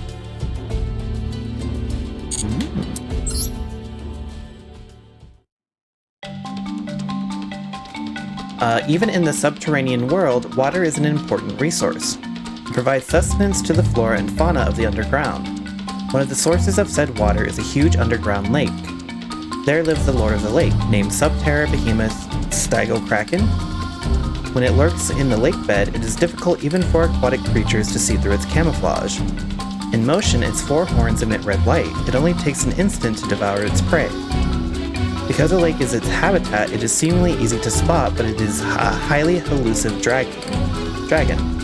The bottom of the lake has a waterway that leads to another hidden area in the lake. There are many myths about the lake, but no one has been able to uncover them. The underworld has a range of climates, one of which is an icy field. That icy field is the stronghold of another dragon. That is the ice dragon, Subterra behemoth Phosphoroglacier? Its entire body is covered with ice. The torso has a glowing sphere that glows as if it embodies the radiance of life. Fascinated by its glorious appearance, many have lost their lives getting too close to it. The sentient race that built this city build graves and mourn the dead. In a world of danger, will death give us peace we long for? Subterror Behemoth Dragossuary makes the living ask such questions. Even in death, the wicked dragon continues to move as a skeleton. According to one legend, it is said that the Dragossuary eats the souls of the dead. Occasionally, its body would faintly glow red with the lament of a soul that it consumed. Damn. Finally, there is a legendary dragon that sits atop the previous 7. The Wicked Dragon King, Subterra Behemoth Speleogeist. Compared to the other dragons, there is no accurate description of the Wicked Dragon. One legend says, like an evil spirit full of darkness, the Dragon King rules this world. Another legend says the king prevents other dragons from expanding their territories. Others say the wicked dragons bring upon calamity to display their might to the king. Needless to say, the lore of the dragon is shrouded in mystery. The inhabitants of the underground live in fear every day while hoping to one day escape these calamities. Someday, someone will stand up and defeat the calamities. They live with a faint glimmer of hope that a hero will arrive one day. We're just not even gonna mention the other subterrors. Nice. Nice. Is it actually gonna give me like a free thing or no? It does come with generators though, which is cool.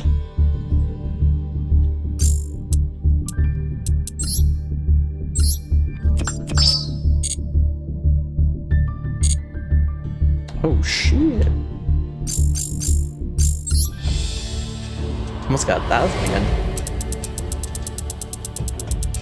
Okay, so we're gonna...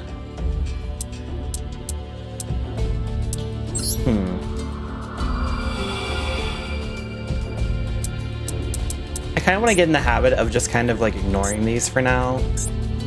Subterra Guru specializes in unique tactics that differ from other Subterra monsters. The effect that can put a monster in face-down defense position can be activated even during the opponent's turn if the conditions are met. Use this in combination with other cards to confuse your opponent.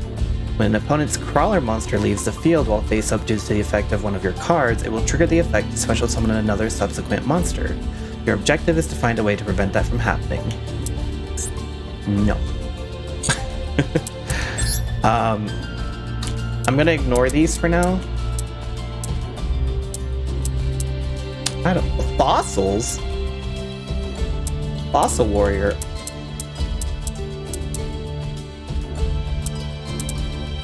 Oh, is it just here to banish? I think it's just here to banish. I don't think it actually matters.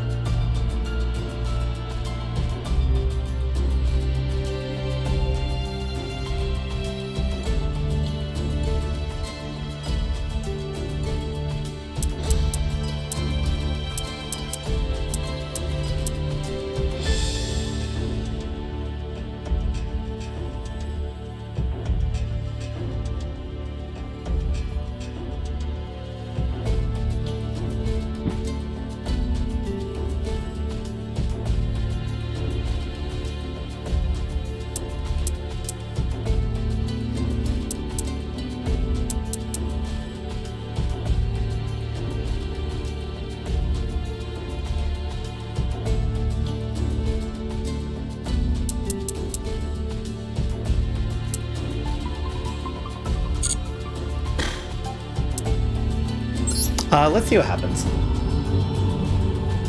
Maybe we'll get lucky.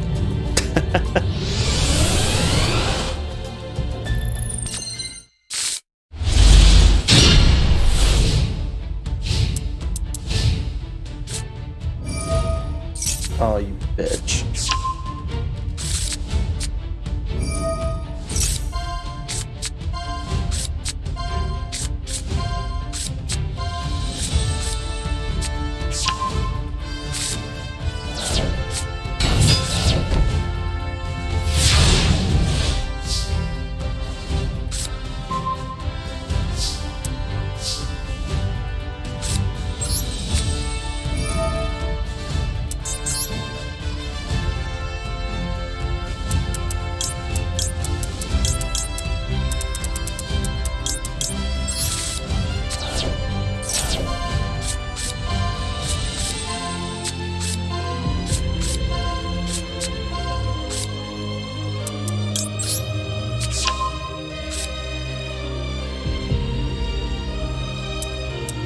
Uh...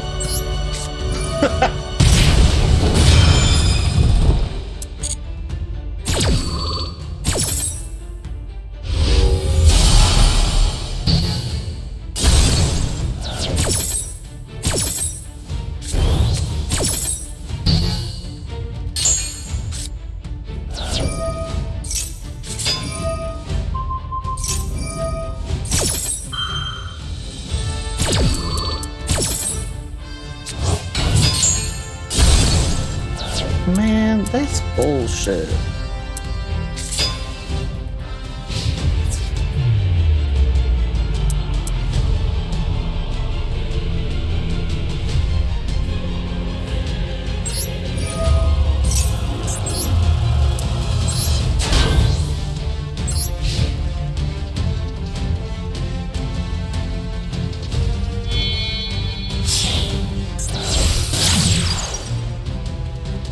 Steal my monster. Yup. Like the bitch you are.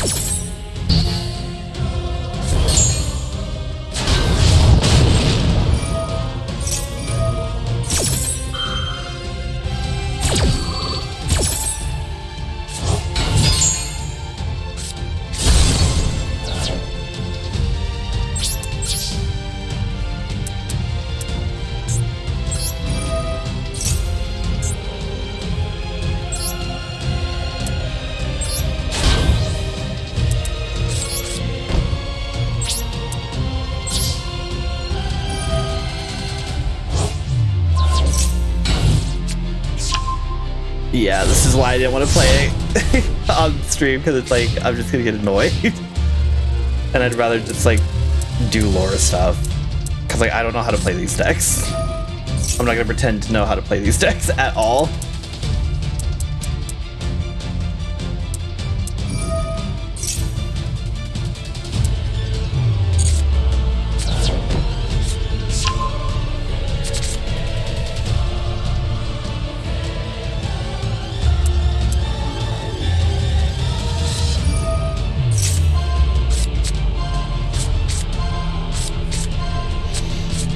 Plus, I'm just like really a hater of waiting, like waiting for a bot to take its turn.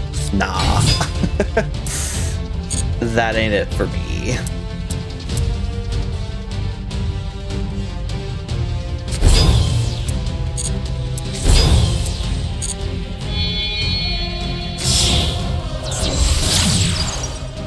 Bro.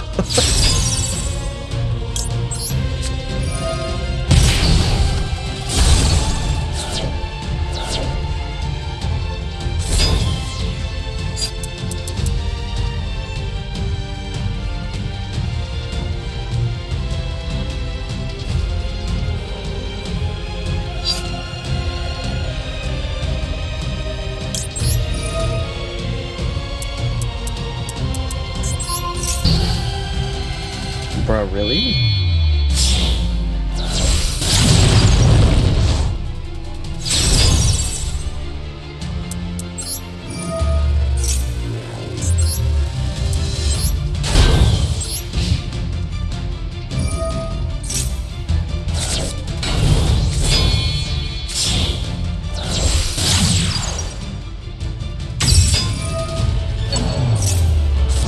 You love stealing my monsters, don't you?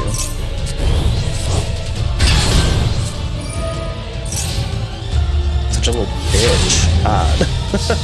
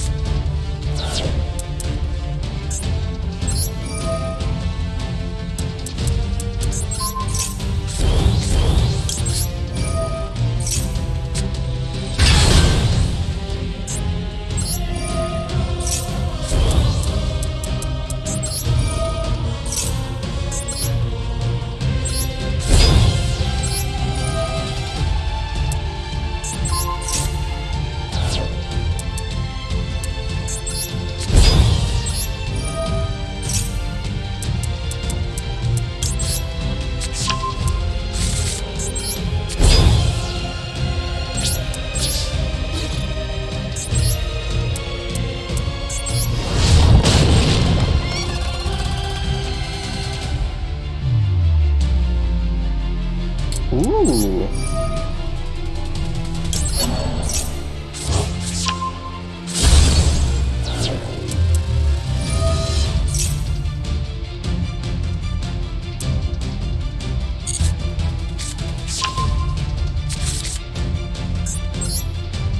Give me back my fucking monster, please. Thank you.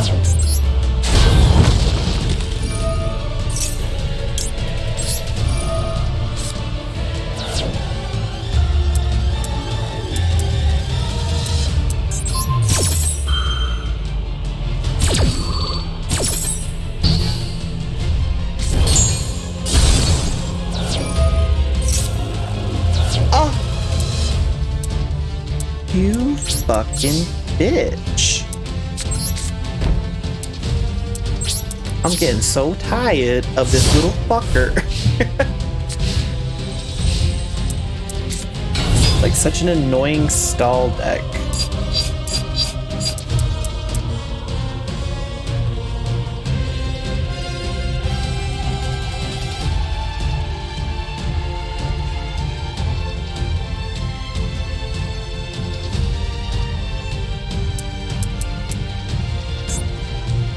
Oops.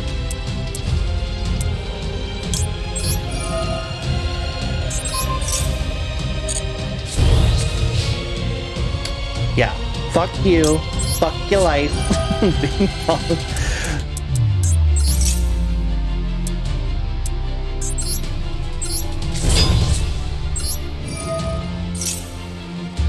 God damn.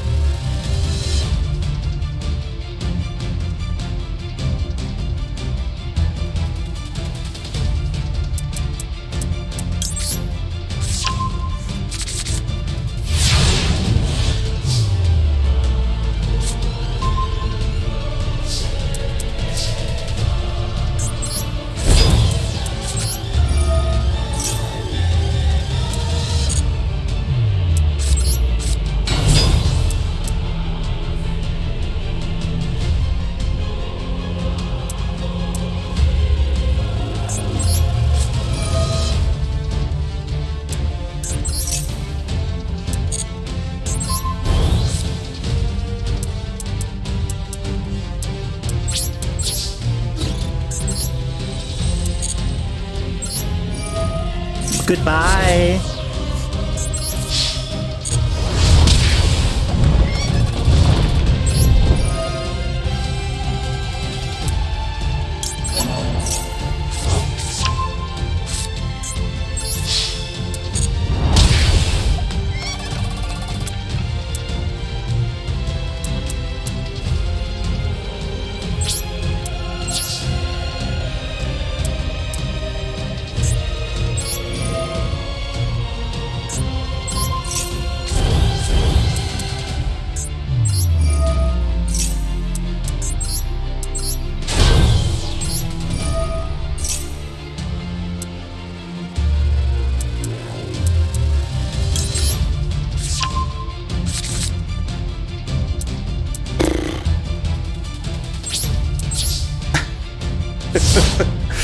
Like, I'm so over this bitch right now.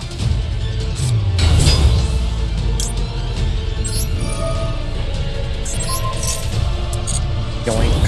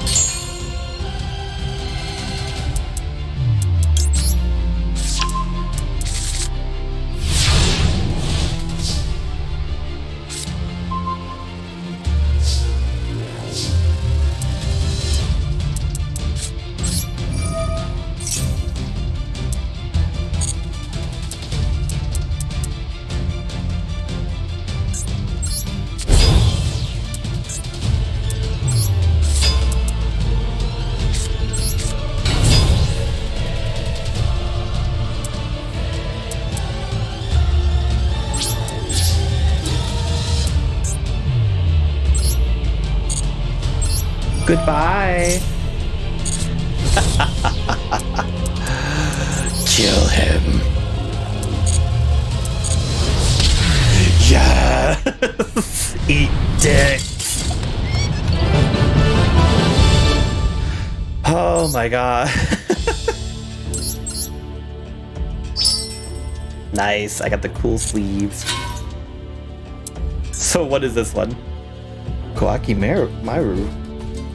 Koakimaru monsters have high attack and defense, and Vernisylph monsters alone may not be enough to fend them off. Vernisylph! However, by using the Vernisylph monsters' effects that boost Earth monsters' deployment, you can quickly play the Subterra Behemoth through other means.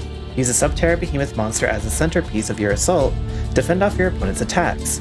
When you successfully deploy 5 or more Earth monsters face up in your monster zone, you can use the effect of Vera the Vernisylph Goddess to negate your opponent's monster effect. Oh my god, I love the Vernisylph. Such a big fan. Why does it only give us one Immostrix? Immostrix.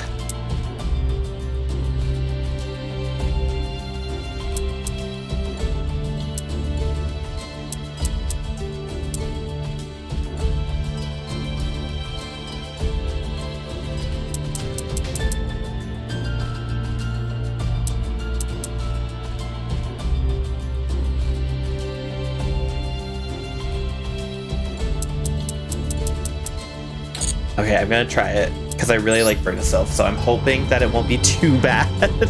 I didn't even look at the enemy's deck. Shit. I don't know what to expect now.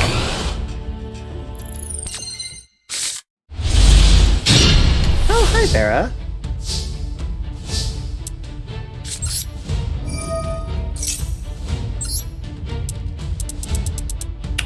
Ooh, that's not great.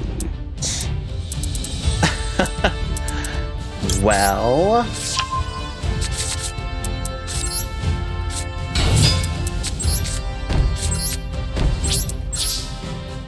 let's hope we can just survive, because I genuinely do not know what their deck is.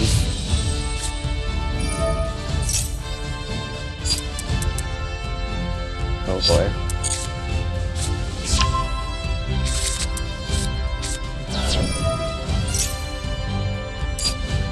What now?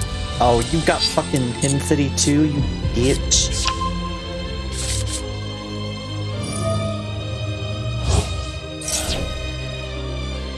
Okay.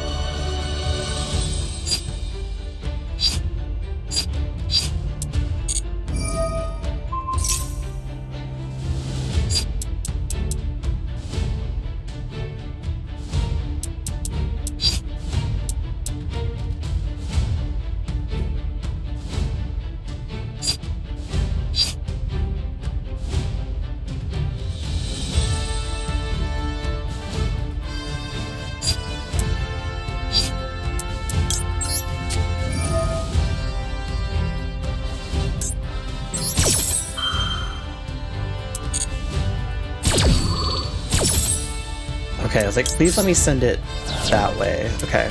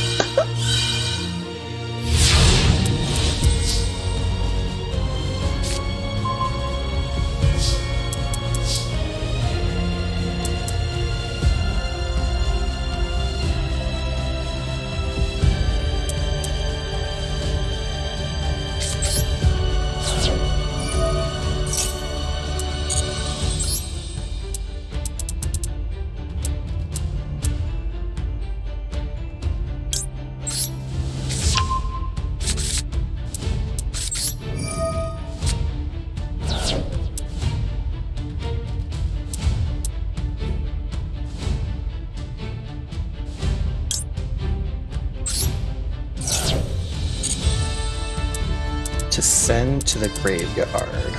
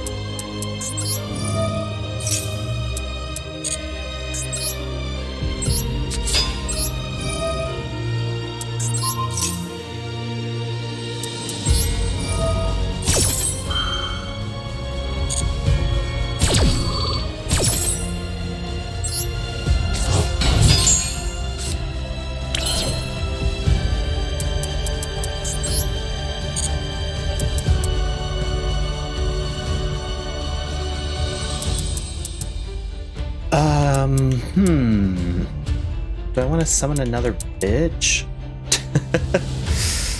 I don't know.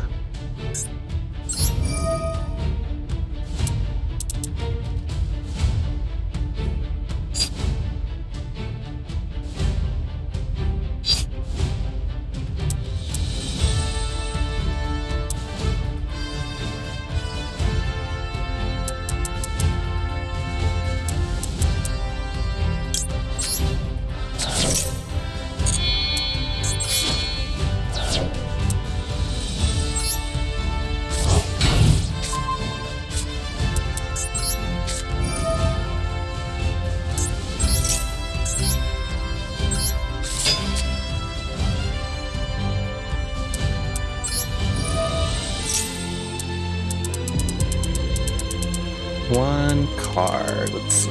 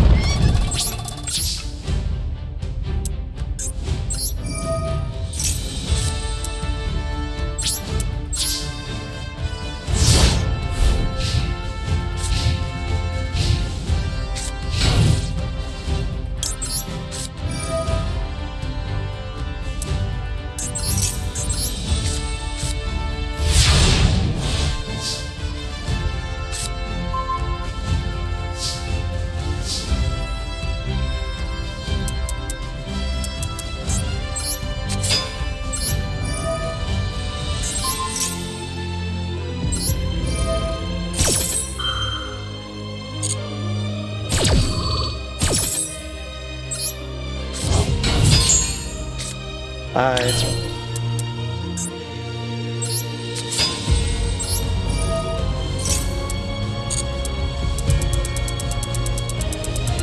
We're just gonna keep sending this one to the graveyard.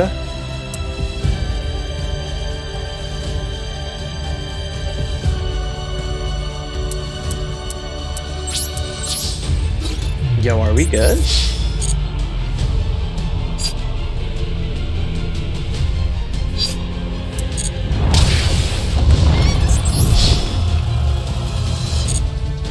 Yeah, first try. Nice.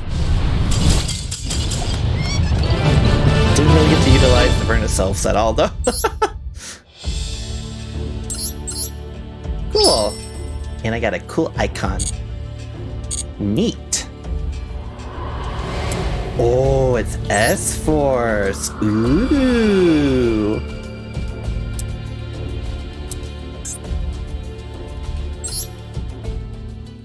I forgot they did an S-Force one. Dimensional Observers of S-Force. A secret society of higher scientific power called S-Force. It is comprised of agents that work to prevent crimes and disasters. Their missions are said to span the entire time-space continuum, yet the extent of it is not revealed to the agents. Nevertheless, a senior agent gives the new recruits a rudimentary orientation explaining the Force. New agents, welcome to S-Force. Before we dive into a mission, allow me to first explain more about the Force.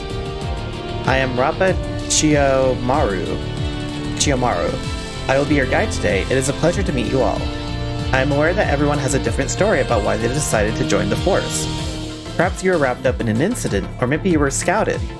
Perhaps your goals align with the vision of S-Force. Perhaps you have been contracted from other organizations. I myself am here under the orders of my village head.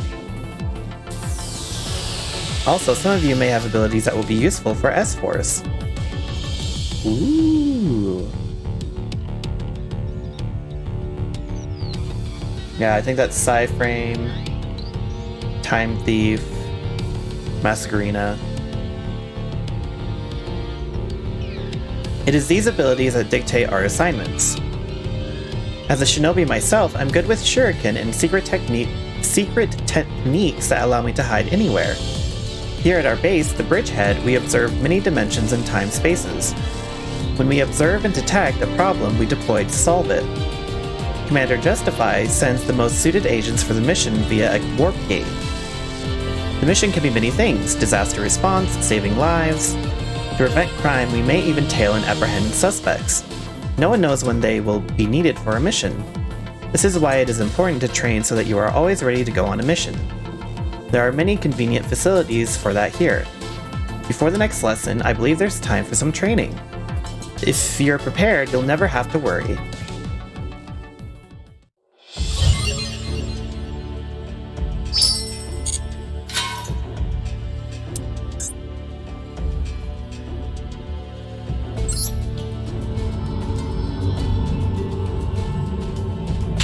Ow.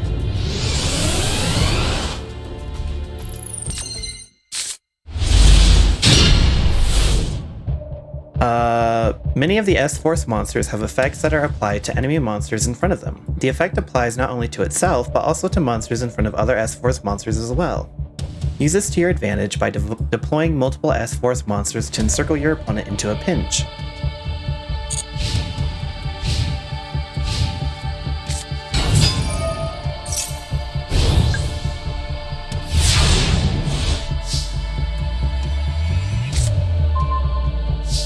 Okay, what do you want me to do?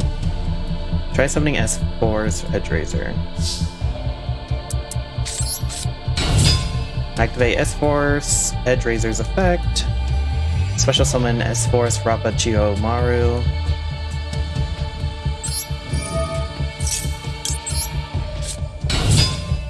Banish S-Force Gravitino from your hand to activate the effect of S-Force Rappa Chiyomaru. This effect special summon S-Force Platina from your deck.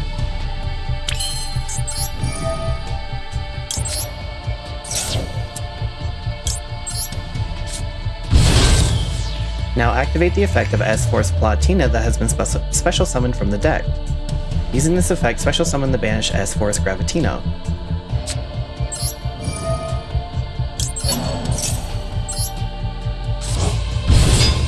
The special summon S-Force Gravitino can activate an effect that adds an S-Force card from your deck to your hand. Activate S-Force Gravitino's effect.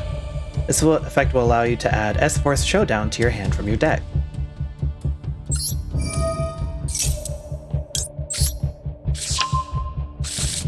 When activated, S-Force Showdown has effects that allow you to special summon one S-Force monster from your hand in defense position, or add one S-Force monster to your hand from your graveyard.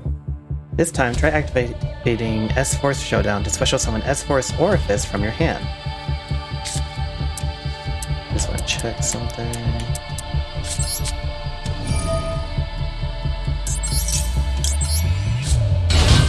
Use S-Force Orifice, S-Force Edgerazor, and S-Force Platina as link material. To link summon S-Force Justify.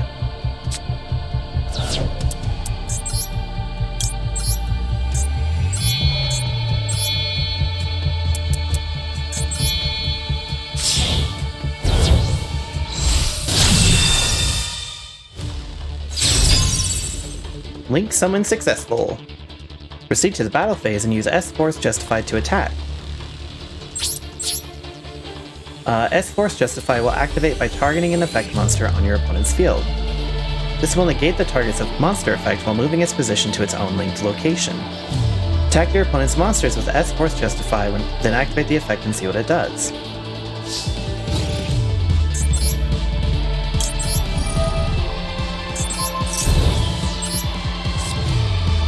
The effect of S-Force Justify that relocates your opponent's monster can be used even when you're not in your battle phase. Try to drive your opponent's monster into a position where it is facing it or another S-Force monster. Keep this in mind, as this will make it easier to utilize S-Force monsters' effects.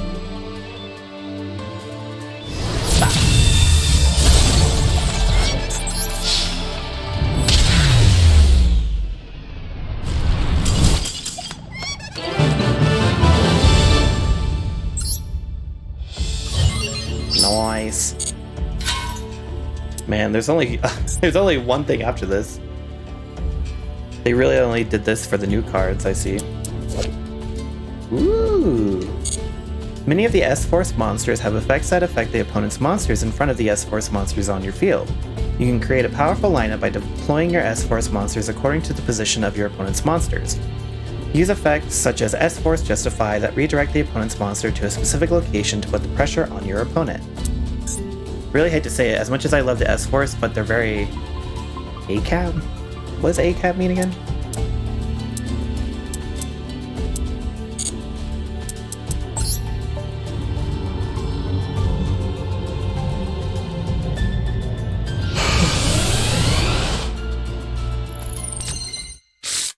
Oh, all cops are bastards? Oh, because they're... yeah, sorry.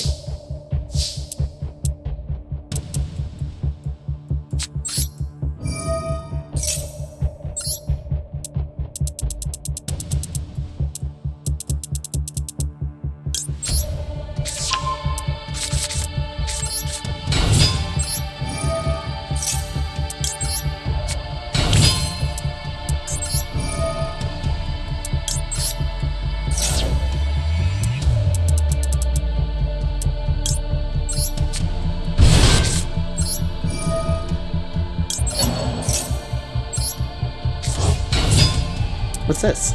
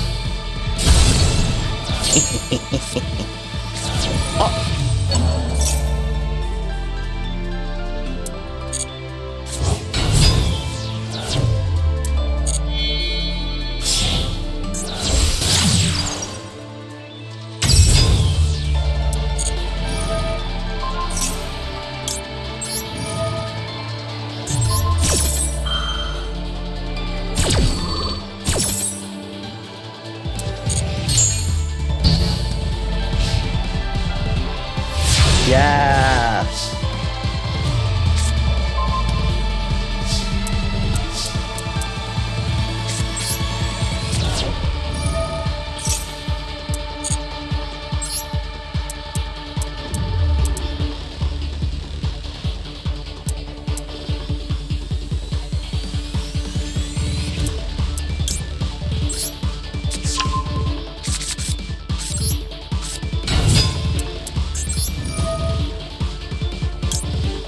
Oh. Oh, wow.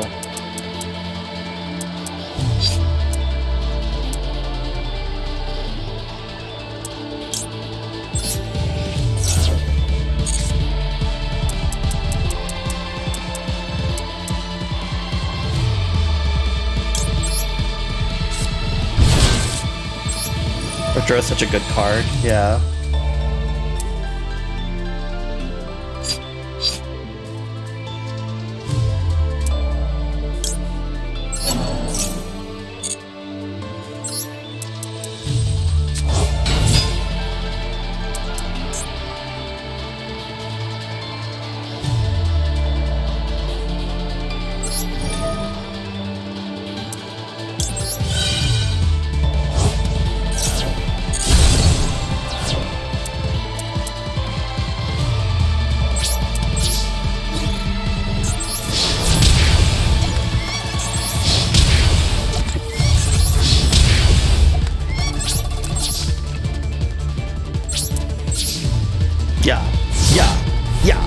Yeah. Music going crazy.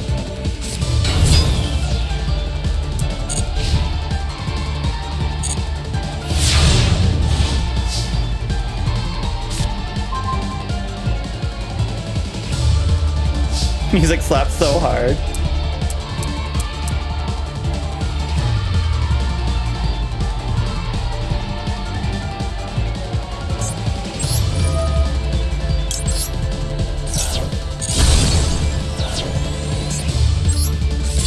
Goodbye.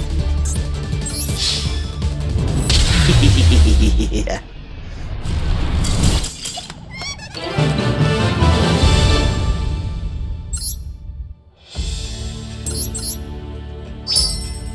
Nice, that gives you 3.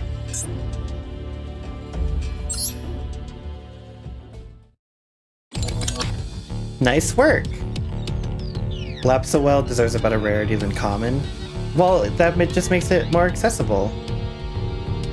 How was that? Got an idea of how the missions may play out? As a shinobi, I am confident in solo missions, however I still go on missions with my seniors upon the orders of the commander.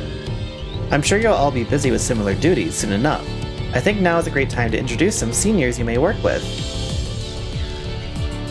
First is the aforementioned S-Force Commander Justify. He coordinates all of our missions. You may hear him speak when he gives an order, but, and in all honesty, I've never actually seen his face. Does he always wear that heavy suit? We will never know. Next up, Lapsowell. I was shocked when I first saw him flying around and shooting beams, but despite his appearances, he's a very civilized person. He's taught me so much, even about things unrelated to our missions. He came here from some distant dimension long ago, and has been part of the force the longest next to Justify.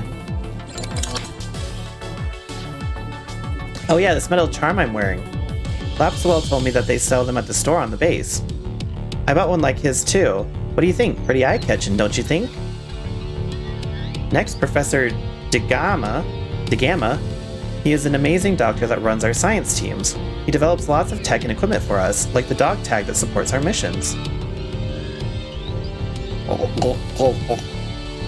The training facility we were at is one of the facilities he decided to build one day. Although apparently he's been fixing up the base and some have filed complaints about hallways and rooms changing. Last up is Platina. She's a lady with amazing powers.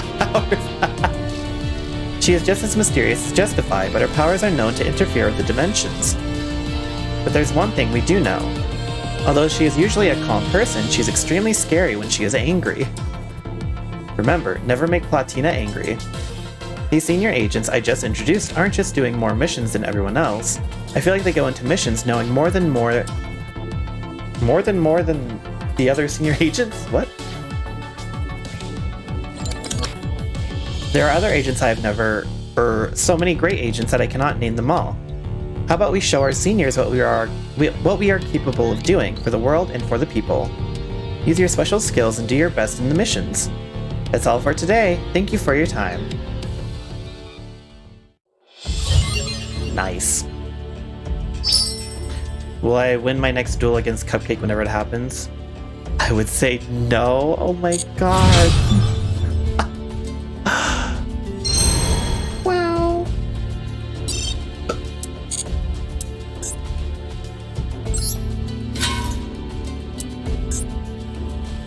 The opponent may notice the attack and defense of S-Force Rappa Chiyomaru and attempt to make moves during your turn by combining Edea the Heavenly Squire or Monarch spell trap cards. Do not let your guard down even when on your turn. Read your opponent's moves and be proactive, not reactive. Banished S-Force monsters can be utilized again, such as being special summoned by the effect of S-Force Platina. Know not only the cards in your hand and on the field, but also those banished in the graveyard to create an advantageous situation. First, I'm knocked flat by Helldivers being buggy and 8-Ball hates me. I'm sorry. What the hell is this? What? Oh, yeah, I got banned cards. One dark monster from your graveyard. Oh. It's a chaos deck. What? Wild. Okay, we'll try it. See how it feels.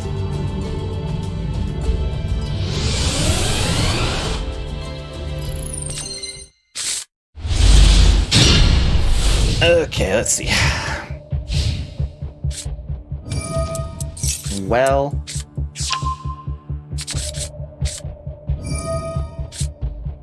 it's not looking good, y'all. It's not looking good. Unless I get an S-Force, it probably ain't happening for me.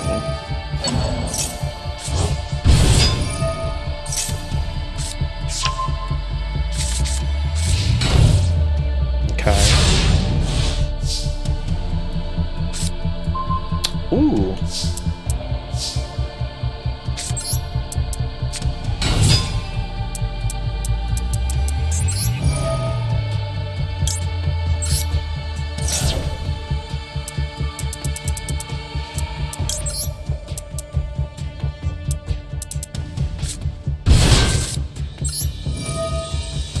So what do you do?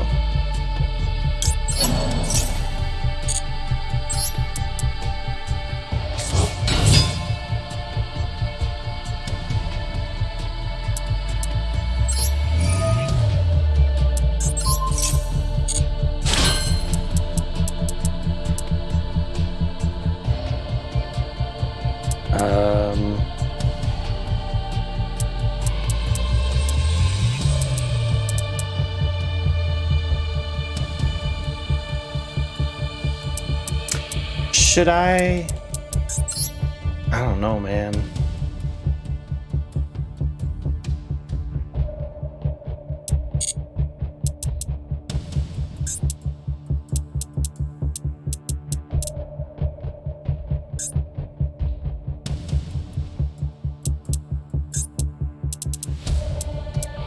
Oh, there is a light charmer.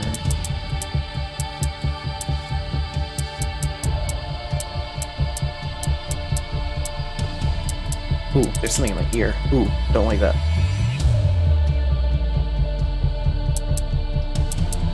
Oh, they're all dark. Ah. Should I summon Justify or should I like?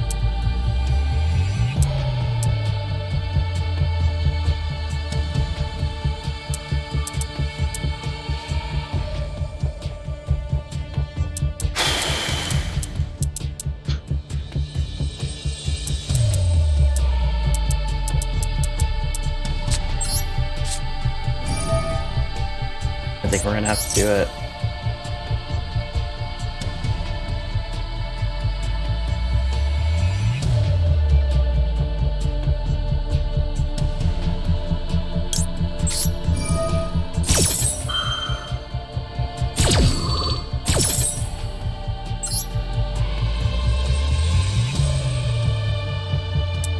Ooh, I can destroy cards? Oh.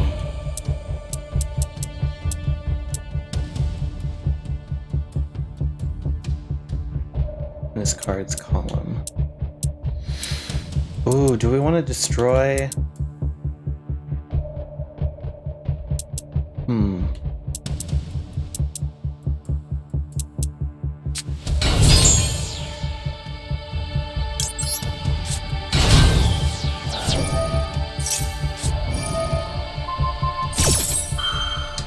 You bitch.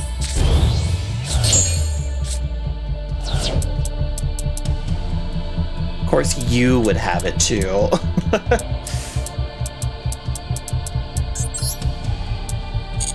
Oh well.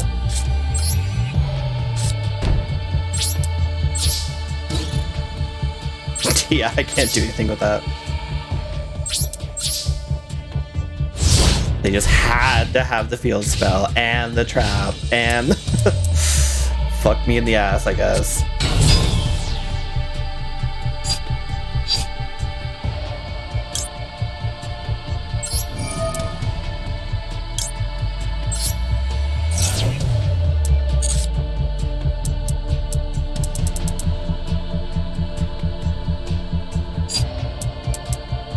Ooh, I can't special summon it though.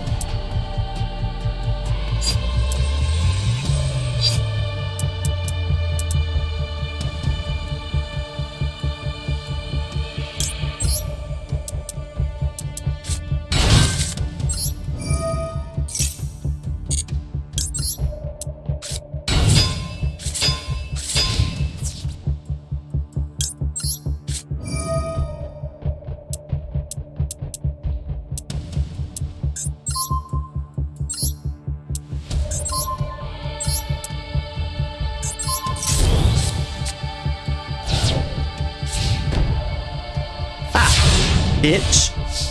Sorry.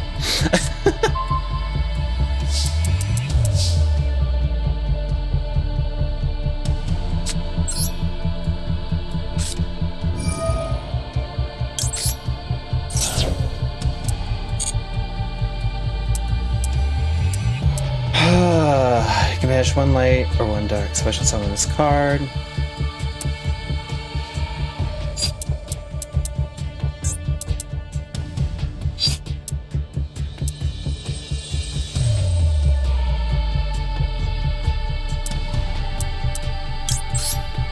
That slows them down so much, yeah.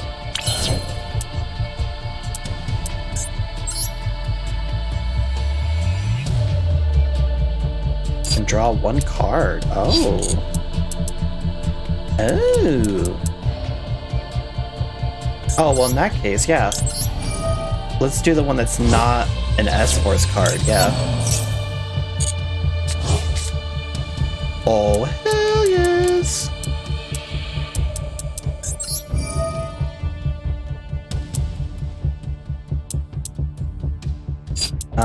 We need something other than Platina, otherwise it can't summon itself, so...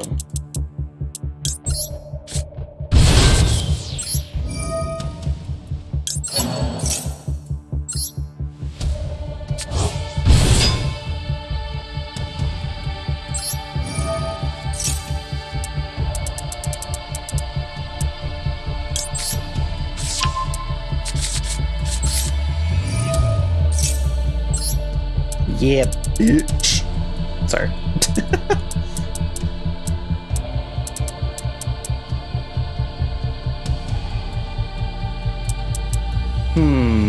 Should I add retro?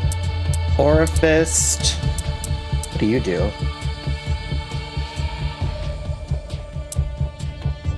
don't think I have anything in my graveyard. Yeah. Should I add retro or Orifice? Because I'm definitely going to link summon.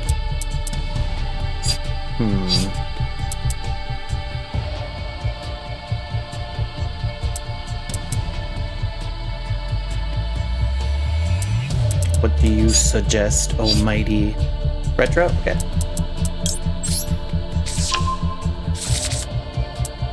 Oh.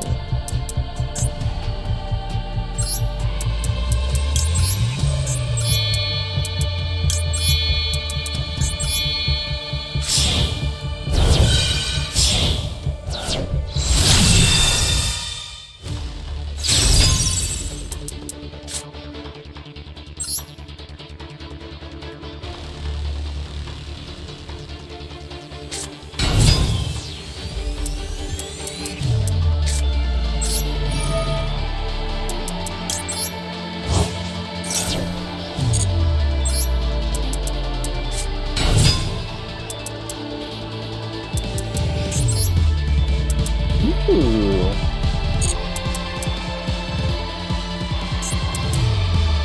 Oh my god, I could steal... That would be a cute moment. Hold on.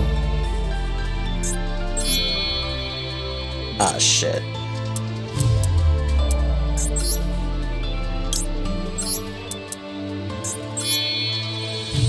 Oh, because I can't... Ugh. Damn it. That's okay.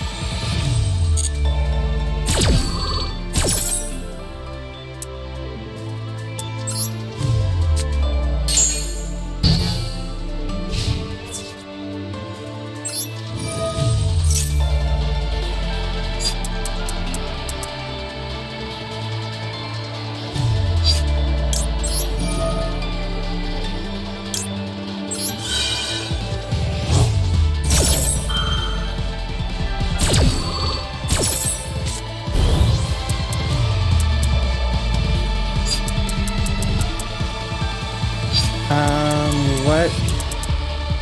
This one.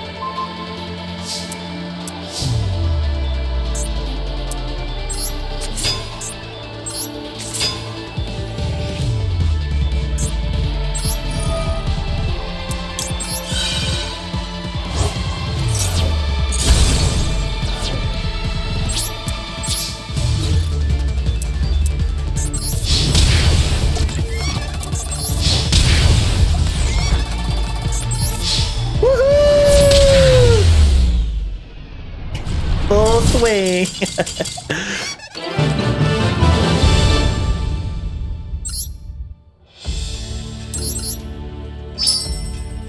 And we got the protectors. Your opponent will attack your monsters with high attacks such as Goyo Guardian, what?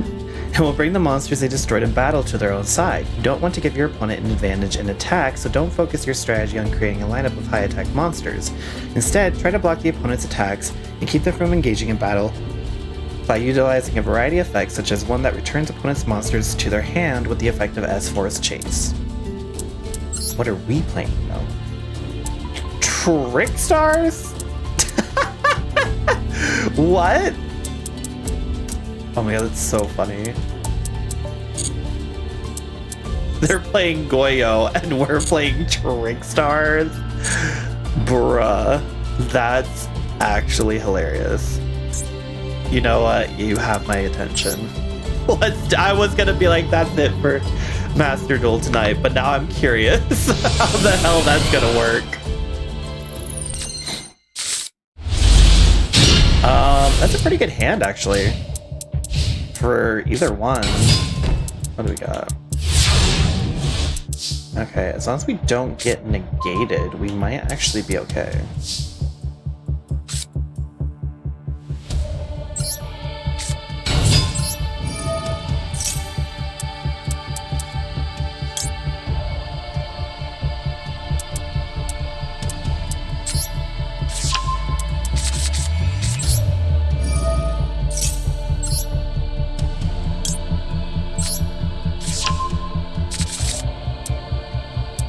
pieces?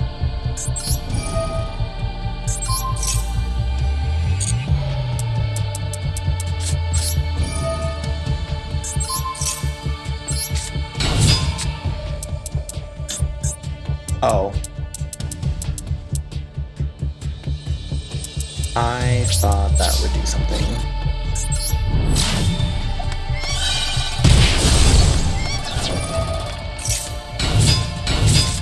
Oh boy.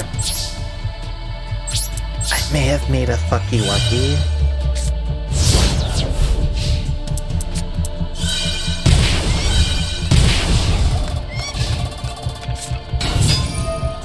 Oh boy.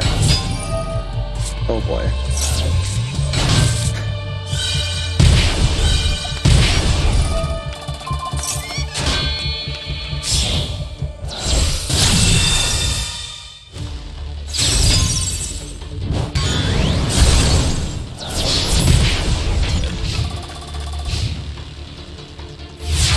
Well...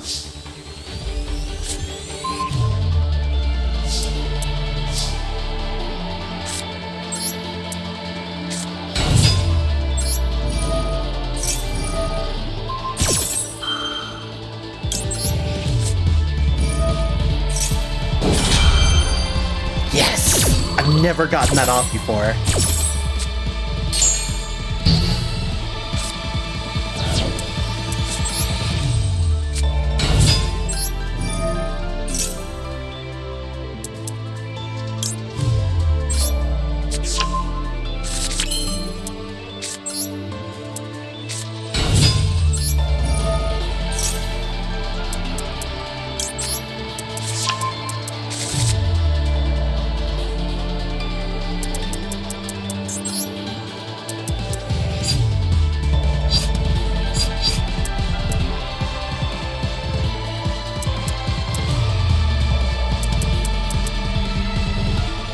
At least you know the Trickstars. Not really.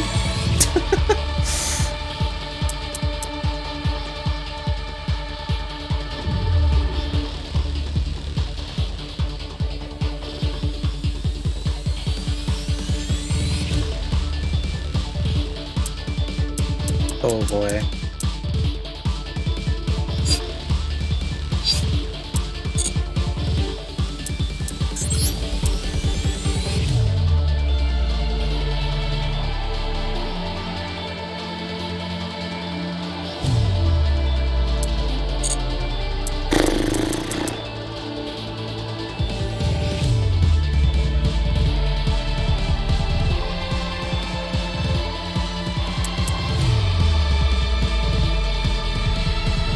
I mean, I play Trickstars, it's just not with fucking S-Force in them.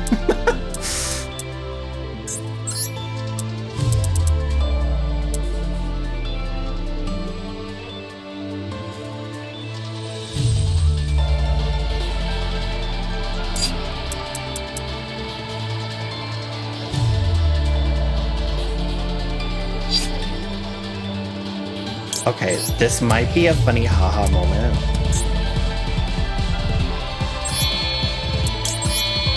But bear with me. Because I want to see if this works. Oh my god, it does. Like, this is actually... Hold on.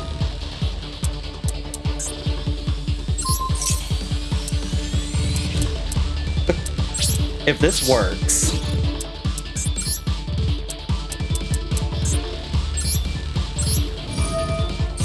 It worked! Okay.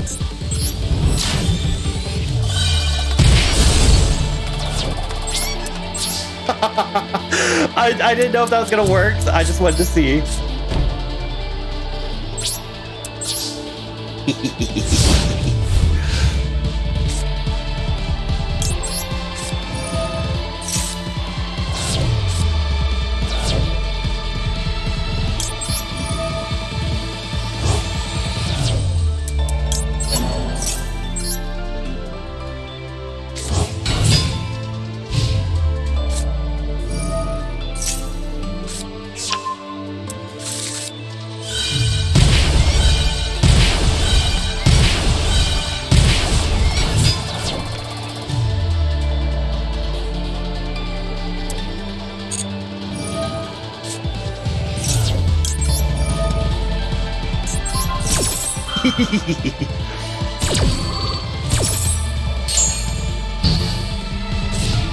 Yes! Oh my god! No fucking way I get away with this.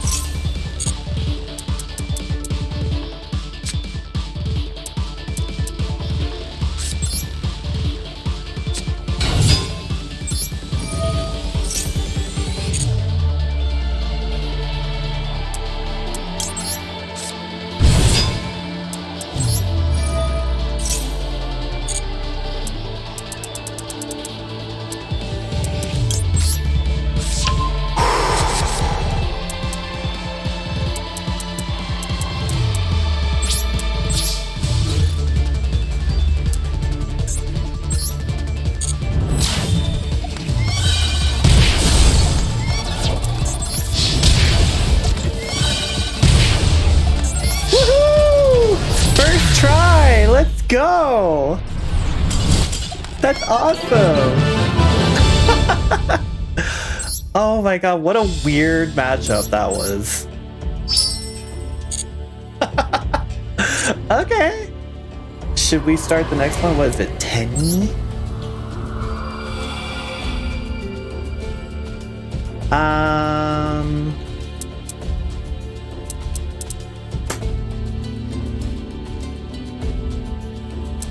Let's try it.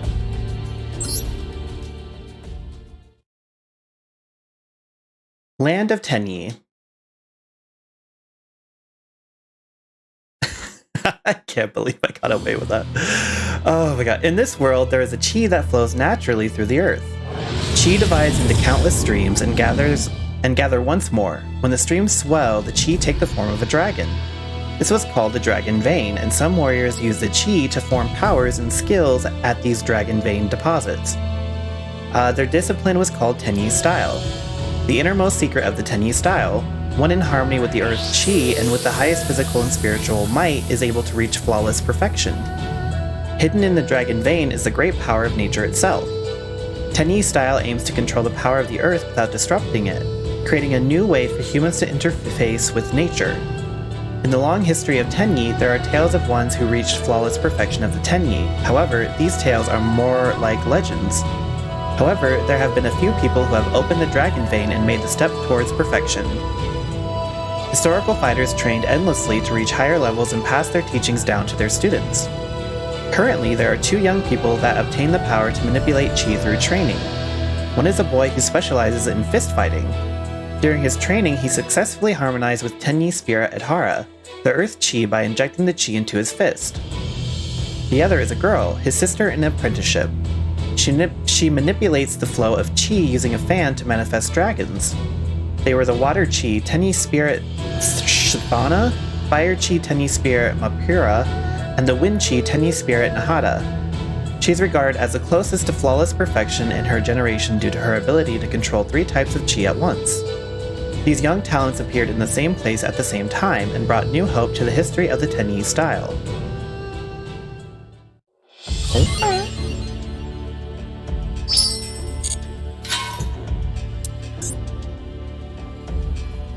Ugh, this weird looking man. Man thing. The orally passed down and recorded history of the Tenyi style. It is a guide to flawless perfection and training methods that many fighters adopted to reach a higher level. But that is not all.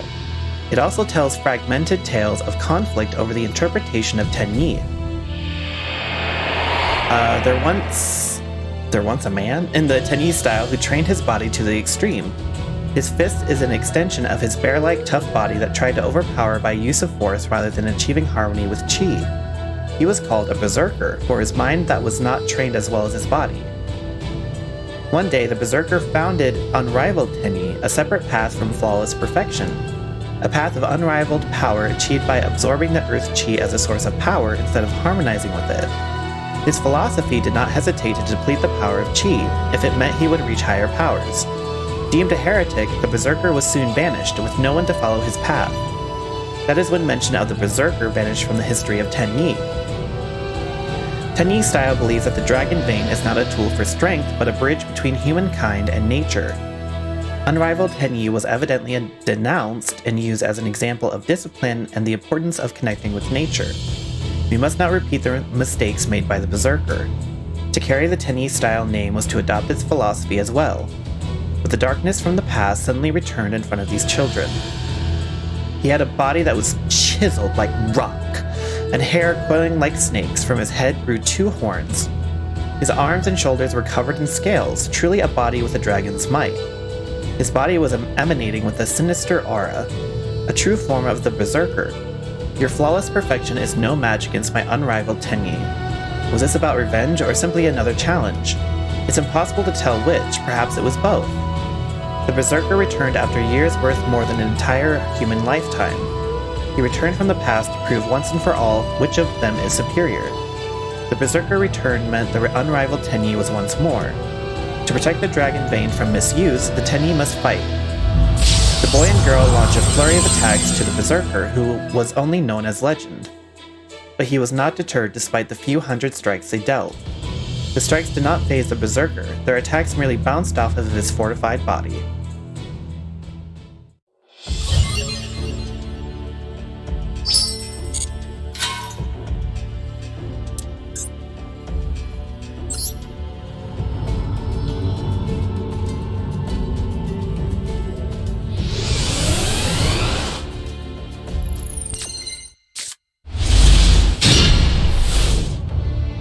Many Tenyi spirit monsters have the following 2 effects. Effect that special summons this card from your hand when you do not have any effect monsters on your field. Effect that can be activated when you have monster that is not an effect monster on your field, such as Monk of the Tenyi. Utilize these effects to combo off to your main means of attack, like Link monsters and Synchro monsters.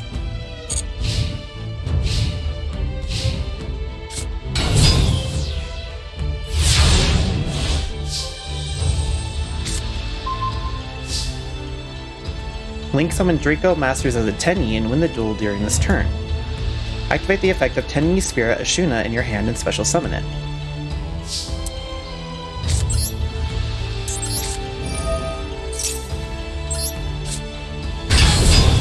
Use Tenyi Spirit Ashuna as a link material to link summon Monk of the Tenyi.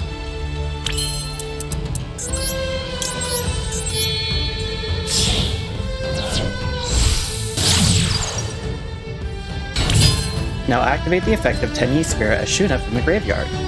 With this effect, special summon Tenyi Spirit Shithana from your deck.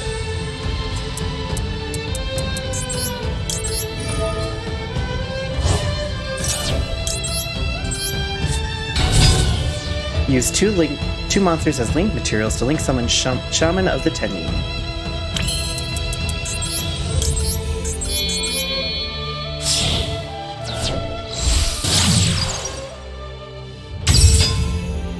Link summon successful. Let's discard Tenyi Spirit Mapira from your hand and activate the effect of Shaman of the Tenyi. This effect will special summon 1 worm monster from your graveyard.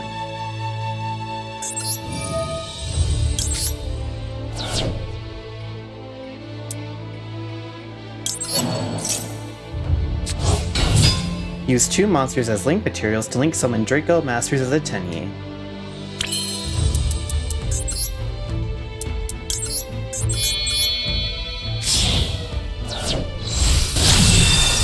Whoa.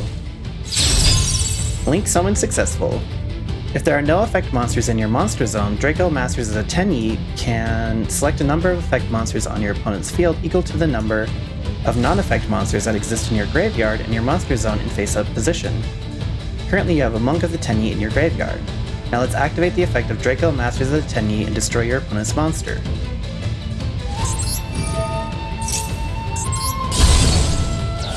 Let's proceed to the battle phase.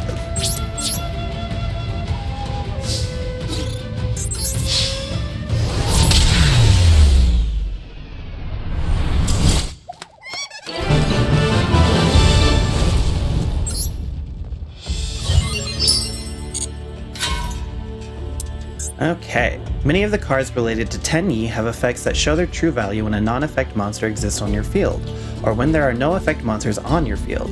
Fight mainly with Berserker of the Tenyi and others with high attack and make full use of Flawless Perfection of the Tenyi and other supports. Be careful of your opponent's monsters such as Owl, Lumirage, and Unmasked Dragon that have effects that can create situations that are difficult to deal with. Utilize the effect of Tenyi Spirit Vishuddha to deal with problems accordingly.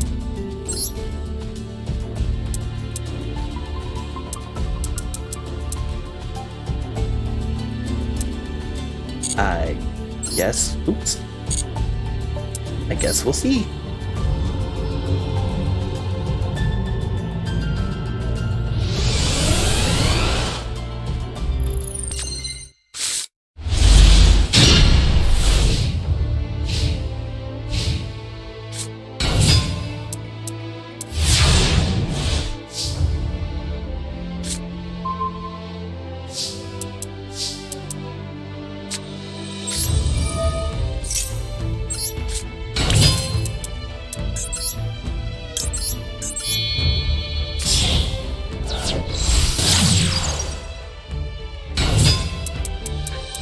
Send one Worm monster from your deck to the graveyard, then if you control a face-up non-effect monster, you can add from your deck to your hand one Tenyi monster with a different name from the monster sent to the graveyard.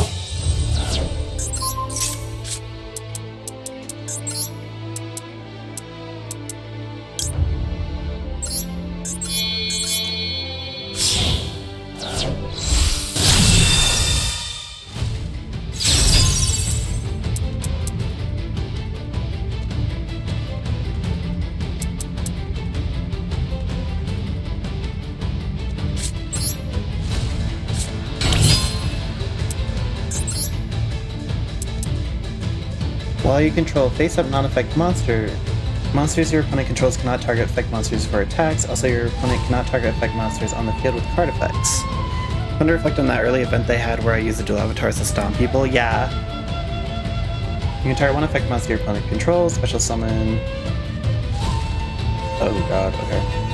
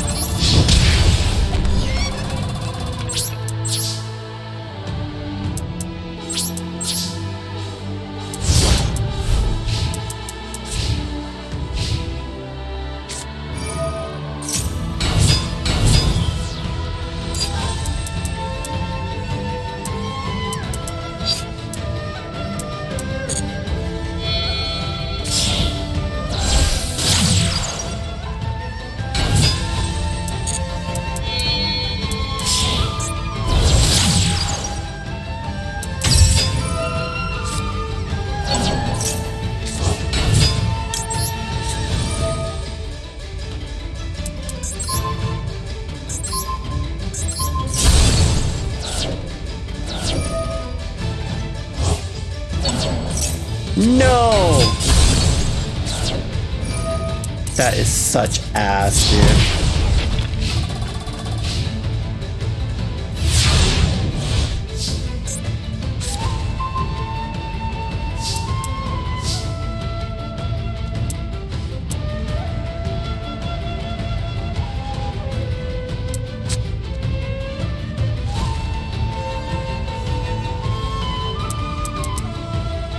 I do not think that there's anything I can do here.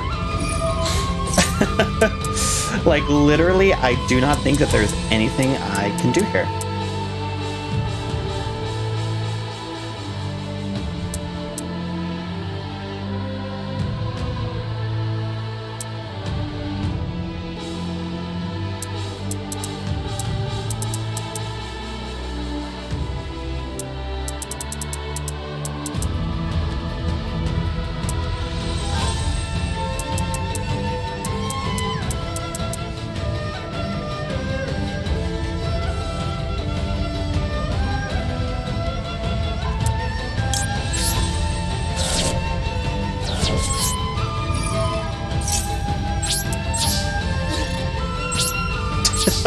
I got nothing. I got jack shit. Oh, you have to control a monster? That's such bullshit, dude. Man, I should have just moved on.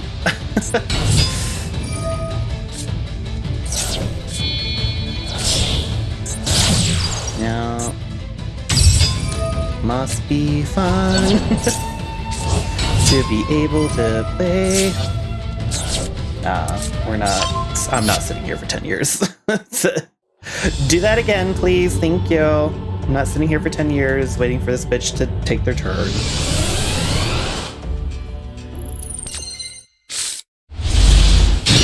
Like, get alive. Thank you.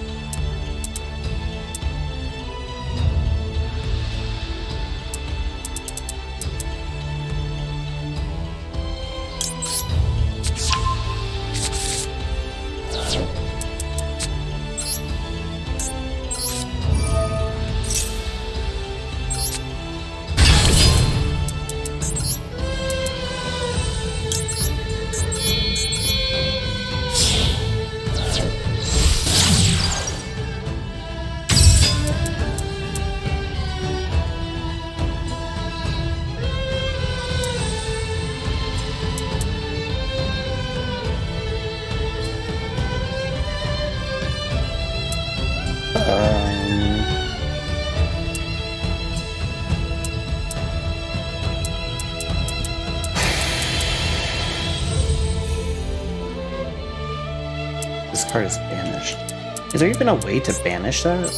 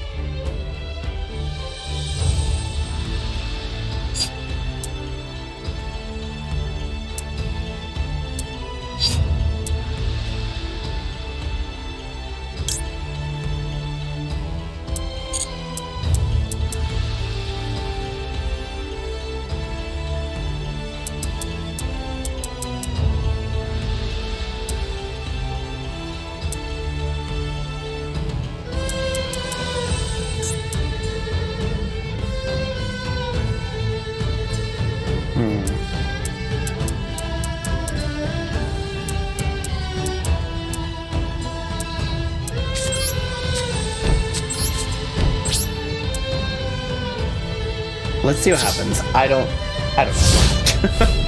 Let's just see what happens, see if we get lucky.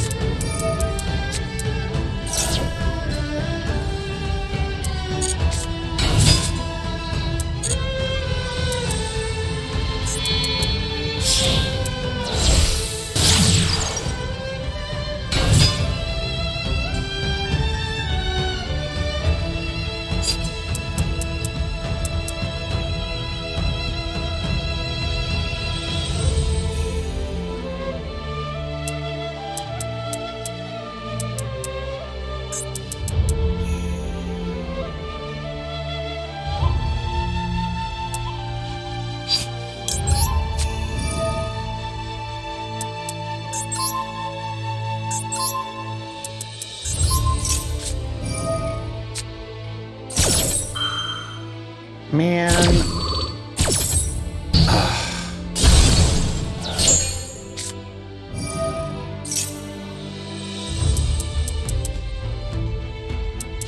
Bruh, it's such dick.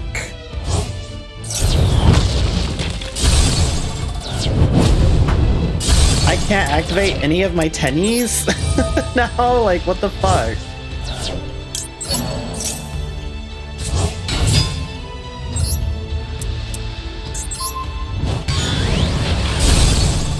Okay.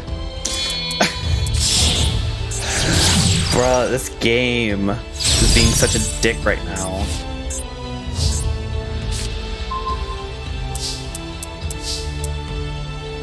Something I don't even want to fucking play either. Oh, now I can do something? Like, bitch. Where were you? I thought you were a quick effect. Turns out you're just fucking useless. Jesus.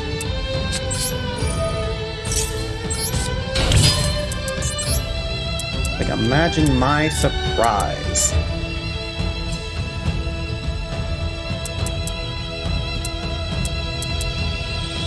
I can't discard a card. So it's just like, that's cool.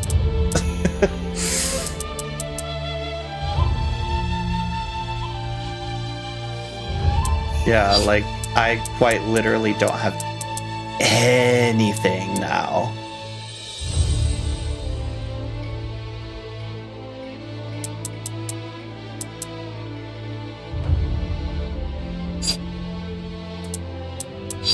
Yeah, I got nothing. I got nothing to summon that's worth my time. I could hope I get lucky with Daigusto, but I doubt that would ever give me anything useful. It'll just give me the same fucking amount of cards.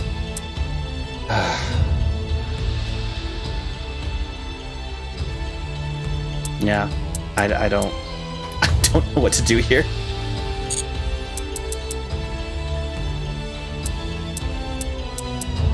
Like, you want to talk about severely rigged?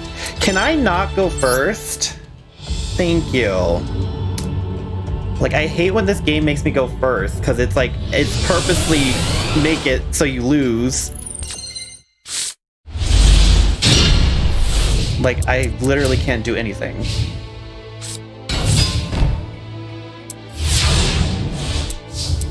Like, every time I play this, I hate going first. I always prefer going second. Because the AI is too dumb to go first.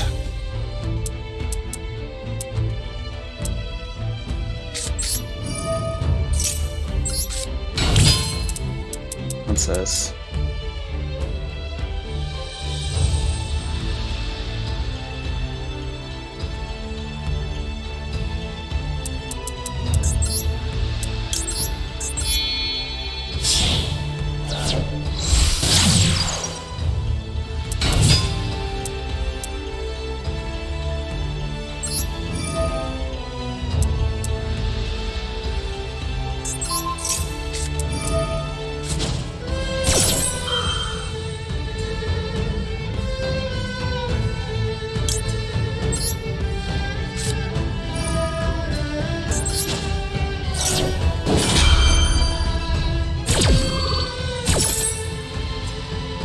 At least I can summon mine, dickbag.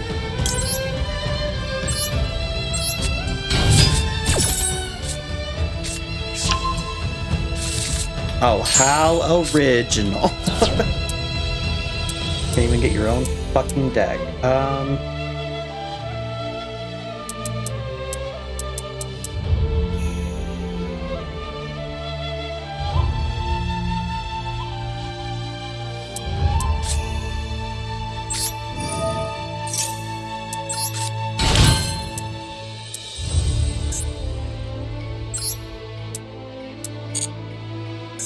Is that a level 9? Hold on.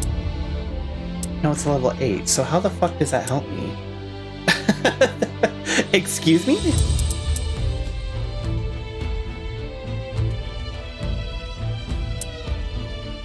Girl, what?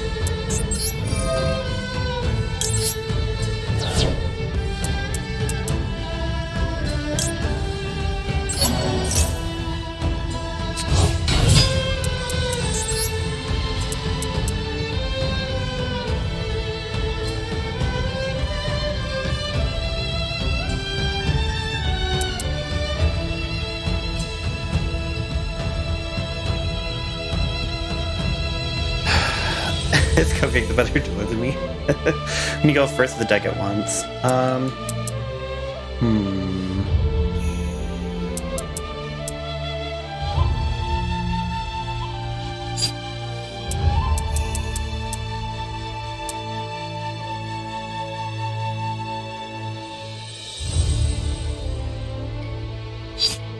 I don't know. Should I do Draco Master or should I just do Berserker? Like, bruh, I don't know.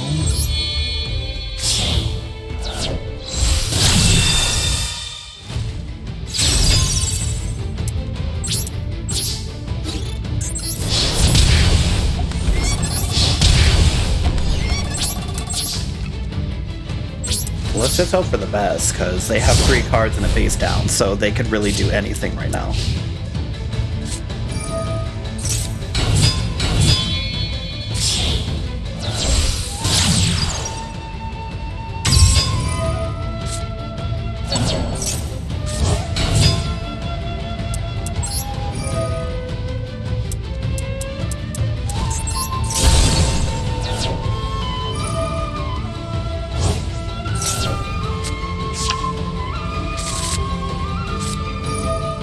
Should have gone for the non-effect.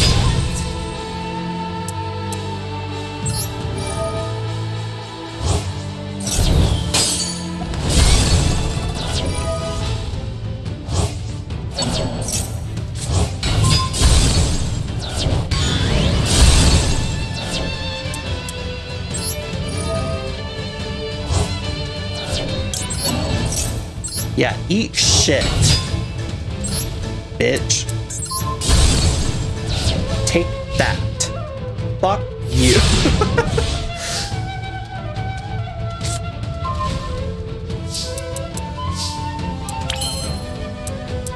What's this?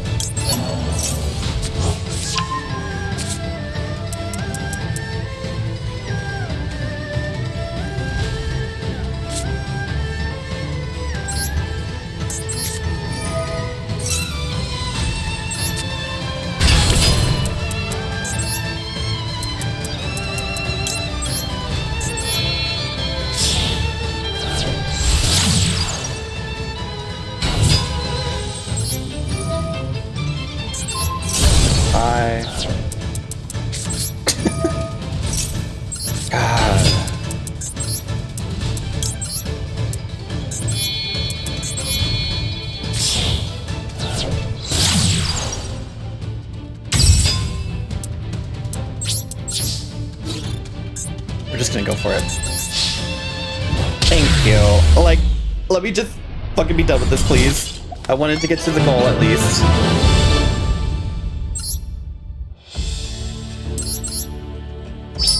Okay, cool. Let's unlock this. What are these next one? When a Yang Zing monster on the opponent's field is destroyed in battle or by an effect and sent to the graveyard, they will activate their effects that calls a subsequent monster from their deck. So they're Yang Zing. What are we? Alistair? What? Bruh. Okay, sorry. Wasn't expecting Alistair. The Invoker? The Berserker has walked away. Neither the Fist of the Boy infused with the Earth Chi nor the dragon created with water and wind by the girl stood a chance. It barely made the Berserker flinch and definitely not enough to defeat it. The battle was a complete defeat for the Tenyi style. It wasn't even a battle, it was like a swatting away flies to him. But the Berserker could not be let loose, siphoning all of the Vein's powers while using the techniques of the Tenyi style. Invoked in Tenyi? Of all the fucking things? Someone must stand up and defeat the Berserker. The Master placed his hope in the 2 young kids. The Master tells them 2 secrets that have never been spoken of. First, the Berserker's power is that of the Chi of Darkness. There are lands where anger and vengeance fester and create pools of negative chi. That is the source of power for the Berserker. If you find that location, you shall find out where to find him.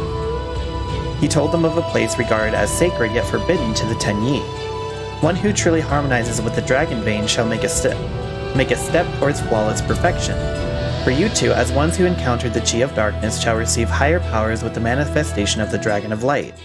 Soon, the students left their master to visit the sacred place of the Tenyi. They overcame many obstacles and arrived at the location, where they worked together to prove their worth.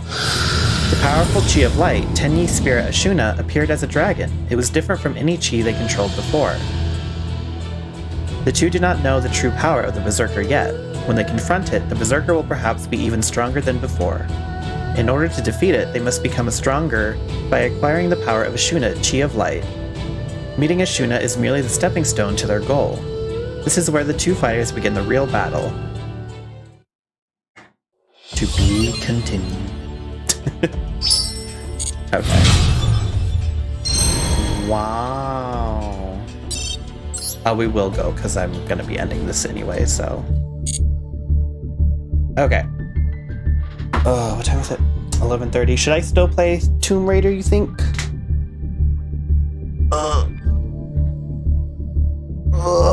Draco Berserker still being one of the strongest link cards in certain strategies is so wild.